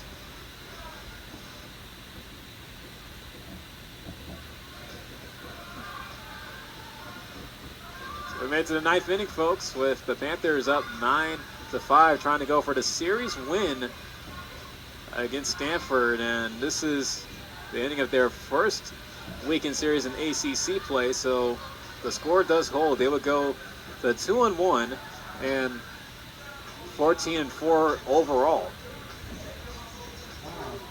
Going to try to see about getting some insurance to add on to this 4-1 lead. We're now on the top of the 9th. Trey Fenderson will lead off to see Quentin Marsh. Fiery vandalism at the local Communist Party. Quentin Marsh put into a little bit of a tough spot after getting the first couple of outs. A fly ball down the right field line. Kettleson trying to chase it down, but runs out of room. Yeah, he got a couple of the outs to start it off, got to a hot start, and all of a sudden, things started to get precarious. Bases became loaded, and then was able to get out of that logjam. So the young freshman has seen his ups and downs, but no damage done up to this point.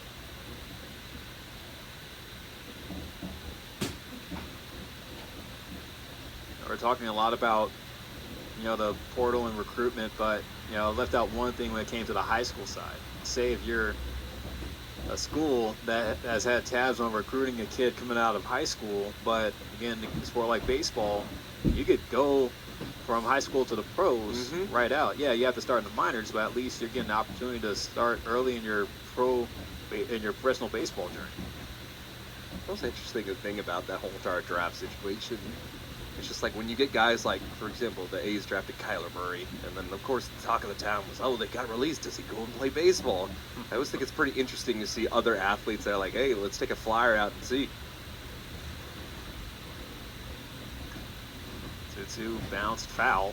And that kind of tying back into what this matchup is going on right here. Like Sasaki, for example, got drafted in the first round in the Japan Baseball League draft and decided to do something that really we've never seen. Yeah, very unprecedented because, again, and even, there's not a whole lot of foreign players coming to play college. And, and talk about this before the game, Max, going down to Florida a few weeks ago to be at the Andre Dawson Classic, I had a chance to cover schools where they were getting kids from big-time baseball countries. I saw kids from the Dominican Republic, Puerto Rico, Venezuela, Colombia. Fenderson shoots at the center field, and coming in on the run, making the catch, is Ethan Hott. There's one gone. Yeah, Hott has been talk of the Cardinal up in this matchup. He had his first unsuccessful at-bat the last time we saw him, but what he's been able to do in center field and at the plate is easily becoming a staple here. And also, as I mentioned, seeing, just a variety of different players, and just even the game experience too. Like, I don't think I've ever been in a college baseball setting where you heard players chanting in Spanish from the dugouts. I mean, that just shows how crazy it was to experience that. But it goes to the segue where, there's major league clubs that are signing these kids from these countries when they're like 14, 15, 16 years old. I saw something crazy the other day, as Barron sends that one foul. I saw something crazy the other day that the Phillies signed an 11-year-old kid from, I think he was from Venezuela, if I'm correct. A kid that's supposed to be graduating in 2031 or something. These numbers don't exist. That year is... But, I mean, you also think, too, of how much the game is going internationally. It's a ground ball to first. Sasaki steps on the bag, 2 away. But, I mean, yeah, the thing about it is, as sports kind of become more expensive, you're seeing it in basketball, you've always seen it in hockey, golf, for example, is just, you need a lot of equipment to play it. Baseball is truly that purest sport where all you need is a stick and a rock, stick and a ball, whatever it is. So that globalized aspect of it is always there because it's just such a low barrier of entry. And, for the kids that are listening in, again, if you're trying to have a career in baseball, you're not just competing with the kids here in the U.S., you're competing with the world now. I mean, the World Baseball Classic has shown us just that, of how much the world has caught up to America's pastime. I mean, to be fair, some of my favorite baseball I've ever watched in my life has taken place in Japan. I'm going out to Korea, I'm excited to see what they do, but just the culture that they bring. So you take what we've seen time and time again here, and then you extend it beyond those cultures. Like, my favorite thing in the world is bands in sports, and I think that's just one of the things that makes college football so special. They almost take that aspect with the chanting section where you have just such a respectful approach from both fans. You're not saying anything when the action is going on. And then when your guy is up, you have individual chants for every single guy. And then you see some guys that have been out of the major leagues in baseball, and they go to Japan, and they just have all this love and endearment for them, giving them individual chants. They're chanting in English for these guys that speak English. Everyone to Pisacreta, he'll shoot it in the left field for a 2-out single, so the train keeps moving. And I think that globalization of the game is, it's going to be so fun when we kind of just meld together and become that melting pot that eventually occurs when you get just like chanting sections out here. Like the top team in Japan baseball came out to play here at Stanford, and I'm sure they're fans. Waseda. Yeah. You talked about Waseda making the trip here to play both Santa Clara and Stanford, and Stanford being like one of the top universities in the world academically, when you look at it, you still think like, hey, everybody knows about Stanford. Yeah. I mean, that should expand the recruiting portal like later down the line. Well, one thing that does hurt though is you need that GPA. For sure. Carter Deerdorf, 2 for 5 on the game. We'll look at strike 1. Yeah, quietly putting together quite a performance for Quentin Marsh here. Yeah, Marsh has been looking pretty good in this outing in relief. He's late in the game, but it should be a sign for what David Esker wants to do with the young lefty freshman. Yeah, the thing that impresses me, going back to some of these high school guys, a lot of young, talented players on this Stanford roster, is just the accolades they're able to do on top of the grades. Yeah, there's definitely a balance for sure. And I think about like a kid from the international pool having to come to the States to get an education and have the opportunity to play baseball, whether that's on scholarship or a good financial aid package, just knowing, scholarships are limited in baseball now, but thankfully for NIL, there's, some of it to cover it. But, hey, it's now become a juggling act and more responsibility that they probably have never really expected. Deerdorf, working the 2-out walk. Yeah, and there's a reason why you're seeing all these programs starting to get general managers, really. Like, you're seeing a lot in football right now, but it's going all the way down to the JUCO level. I saw both Diablo Valley College now has a general manager. Laney College out there in Oakland has a general manager. It's just the trend of what's going on, and it creates more opportunities for other folks to build their name as well. You bring up general manager as Mike Bell is going to bring on a pinch hitter here. It's going to be Jackson Cook coming in to hit in the spot for Julian Irizarry. Pitt has been able to add on to their staff as far as major league experience. Devin Mesoraco, along with like catcher in the majors for quite a few years. He was an all-star with the Cincinnati Reds.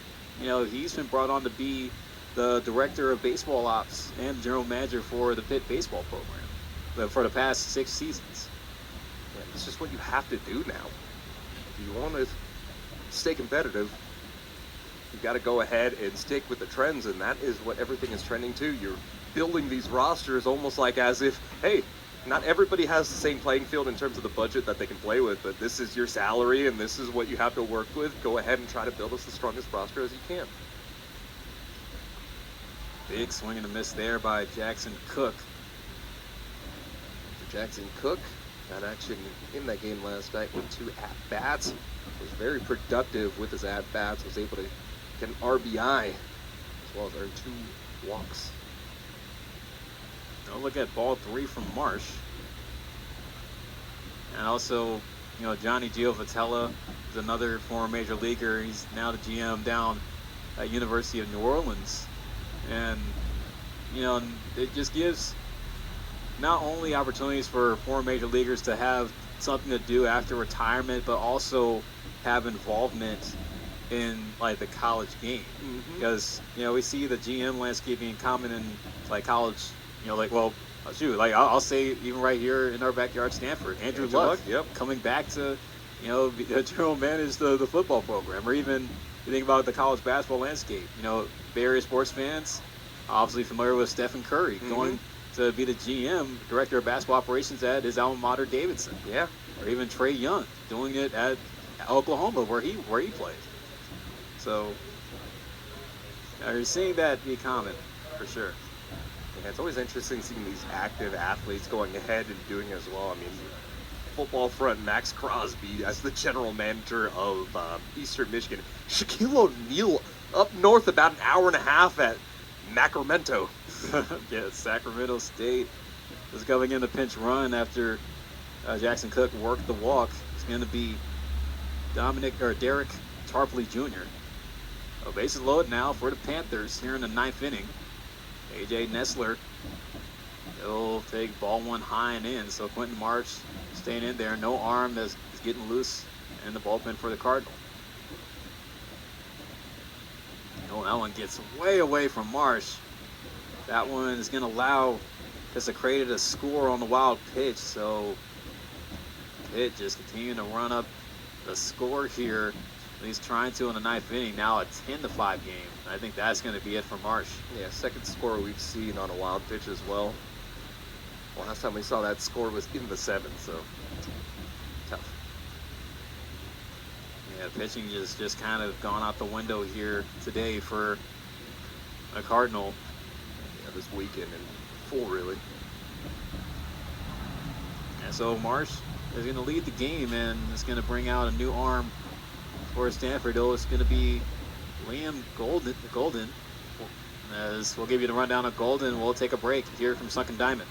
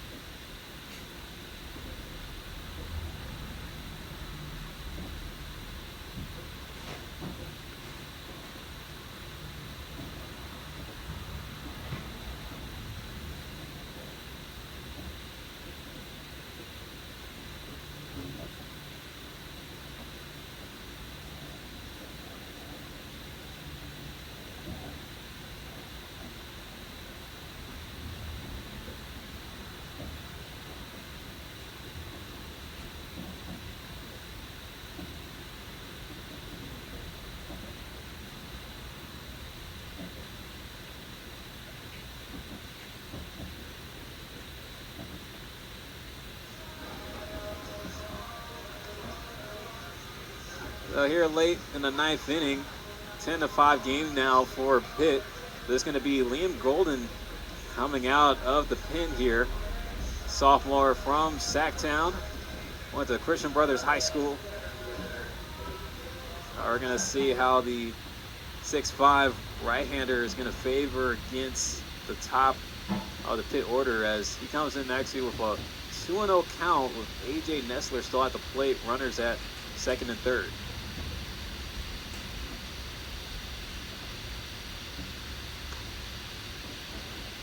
Fastball getting up to 94.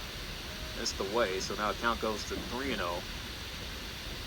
Golden, one of those another young guys that you're just continually trying to develop, has that big frame. Again there with the strike. So they're about to make the move to first.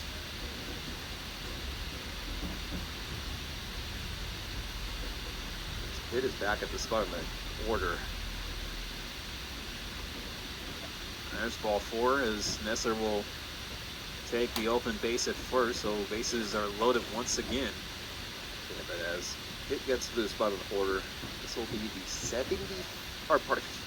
45th batter base. Yeah, a lot of trips have been taken for the Panthers hitters today, and most guys, they've made up to 6 at-bats in this one. Nolan fouling it right off the plate there. This being his 6th at-bat of the game. Or, as a matter of fact, this is going to be his 6th at-bat, but 7th plate appearance. You got it. Just took a second.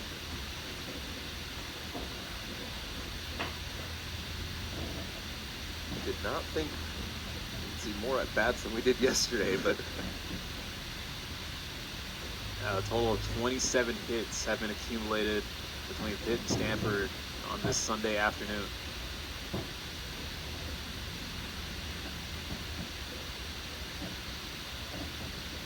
that's your philosophy coming in bases loaded, man.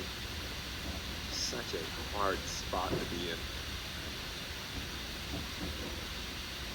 There's the 1-1. That one's popped up on the right side. Sasaki all by himself with it. He will make the catch in the inning. So all the traffic that Pitt had on the base paths there, only one run comes across as they're going to go to the bottom of the ninth. So it's the last chance now for the Cardinals to try to make a comeback. We're going to bring it here for you. We close it out here at Sunken Diamond here on the ACC Network Extra.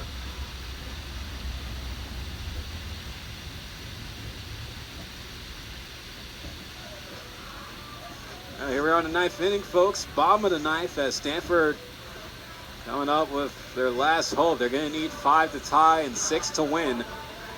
It's going to be Kettleson, Sasaki, and Tokan due up. Actually, scratch that. It won't be Kettleson to lead off. Coming in to pinch hit for him will be Court McDonald. Kettleson was due up, and they made the swap there. And so McDonald coming off the Charger to pinch hit. Eddie Smink still in the game to get the last 3 outs for Pitt. For McDonald, he's been in and out of the starting lineup early. Now he's got an opportunity to try to set the tone. Fouls off the pitch there, goes to 1-1. McDonald's really been a utility player throughout his time here on the farm. Versatility and his at-bat quality, one of the reasons by trusting in the situation to lead off bottom of the ninth. McDonald on it there, but sent it way foul just to the right of the Stanford dugout. Count is now at 1 ball and 2 strikes.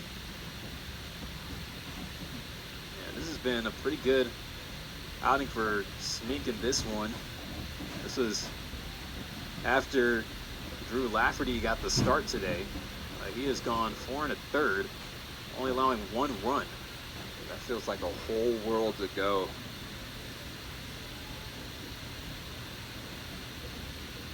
Crazy thing is, he's seen 18 batters, no strikeouts and no walks. That's that starting pedigree in his back pocket that he can lean in on. Here's the 1-2. That one is hit in the right, and it's going to fall in for a base hit. Court McDonald, fresh legs into the game, able to lead off the bottom of the ninth with a single.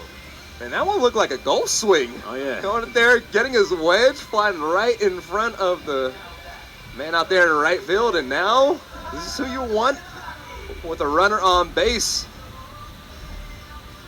Also, another thing to note, too, there have been some defensive changes in the field for Pitt as A.J. Nessler goes to left field. Derek Tarpley now playing in center.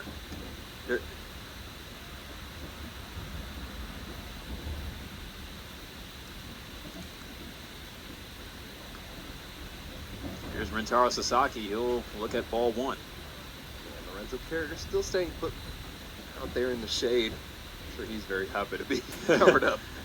Probably had to play back on purpose just to stay out the sunlight all day today. He's got the gift to be able to cover enough ground. And this just a little out. 2-0 for Rentaro.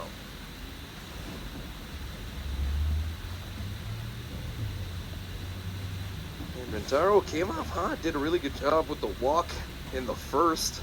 And then just a couple ground outs and a fly out since. Strike 1. For Rentaro, just high, proper stance, waiting to uncork and explode.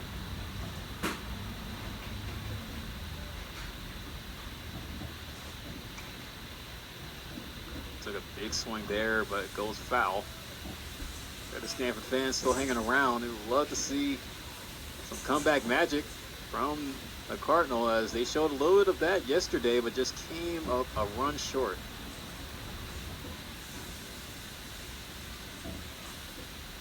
Sasaki's at bat stance is almost like a metronome. So balanced, focused. 2-2, skied out in the right center, coming in on it, calling off Carrier, or excuse me, calling off Tarpley as Carrier. He'll make the catch. There's one gone. Told you had the range to be able to cover anything, so that's why you can hang under the shade. Yeah.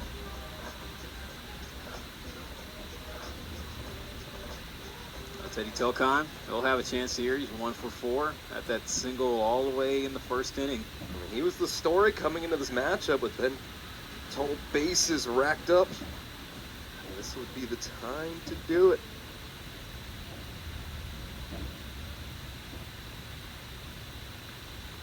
Got a first pitch strike. And Smink able to give that Panthers bullpen a rest today. They've had to go through a lot of pitchers this weekend. Oh, Telkheim chasing the high heat. Swings and misses, a strike 2. 4 2/3, up to 69 pitches now. It has really been a delightful treat for Pitt. This has almost kind of been a start for him. He probably going to be in line for the win.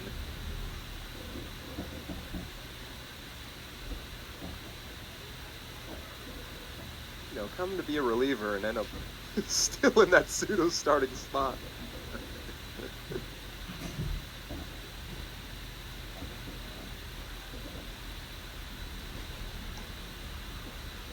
Those are 2-2.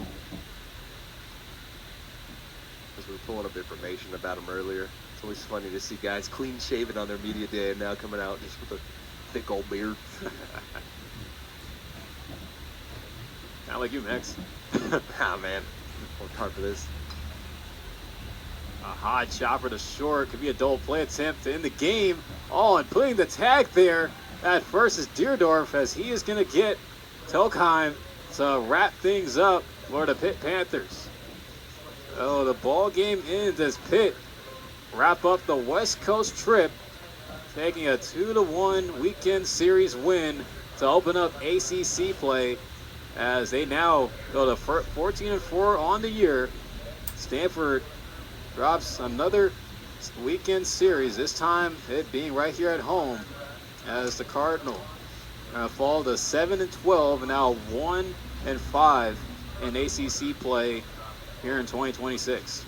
He fought hard all weekend long, and now it is just a matter of going back, learning from your mistakes, and continuing to move forward. We all know the academic prowess of every single athlete here, and now it's just a matter of not thinking of it as a mistakes, but thinking of it as lessons. Yeah, well, this being the first ever series that these now 2 ACC opponents have seen each other, and good touch here. You got the Pitt players and the Stanford players lining up, kind of like Little League style, giving them, you know, some adapts and some congratulations on good sportsmanship. So, you know, Pitt able to take the first ever all-time series matchup against a West Coast foe that they are going to see down the line in the near future. But, you know, we have to give credit to where credit's due. The Pittsburgh Panthers showcased some dominant performances at the plate all weekend long, and it just goes to show why they have one of the best offenses in the country right now. Yeah, offense was on display on both sides. Stanford was able to keep all alongside with them for the top 10 offense, and they put on some fireworks here at the Sunken Diamond.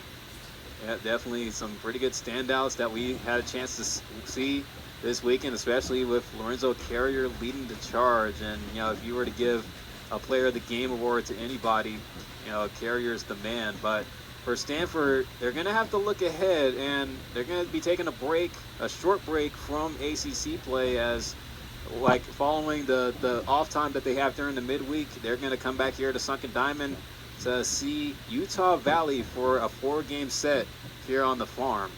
As that's going to wrap things up for us here to close out this Sunday afternoon of college baseball here on the ACC Network Extra. And final line score goes like this, with Pitt taking the series 2-1. Eddie Smeek picks up his first win of the year as they are able to put up 10 runs on 17 hits with 1 error. Stanford 5 runs on 11 hits and 3 errors. Pitt left 19 on base. Stanford leaving 6 men on base. That's going to wrap up our Sunday here at Sunken Diamond. I want to thank everybody for tuning in and ask that you come back, as we'll be back here to open up the Utah Valley Series alongside my partner Max Agrest. Thank you to our production staff here inside of the Sunken Diamond press box. This is Philip Hall on the call saying so long and enjoy the rest of your day from the farm.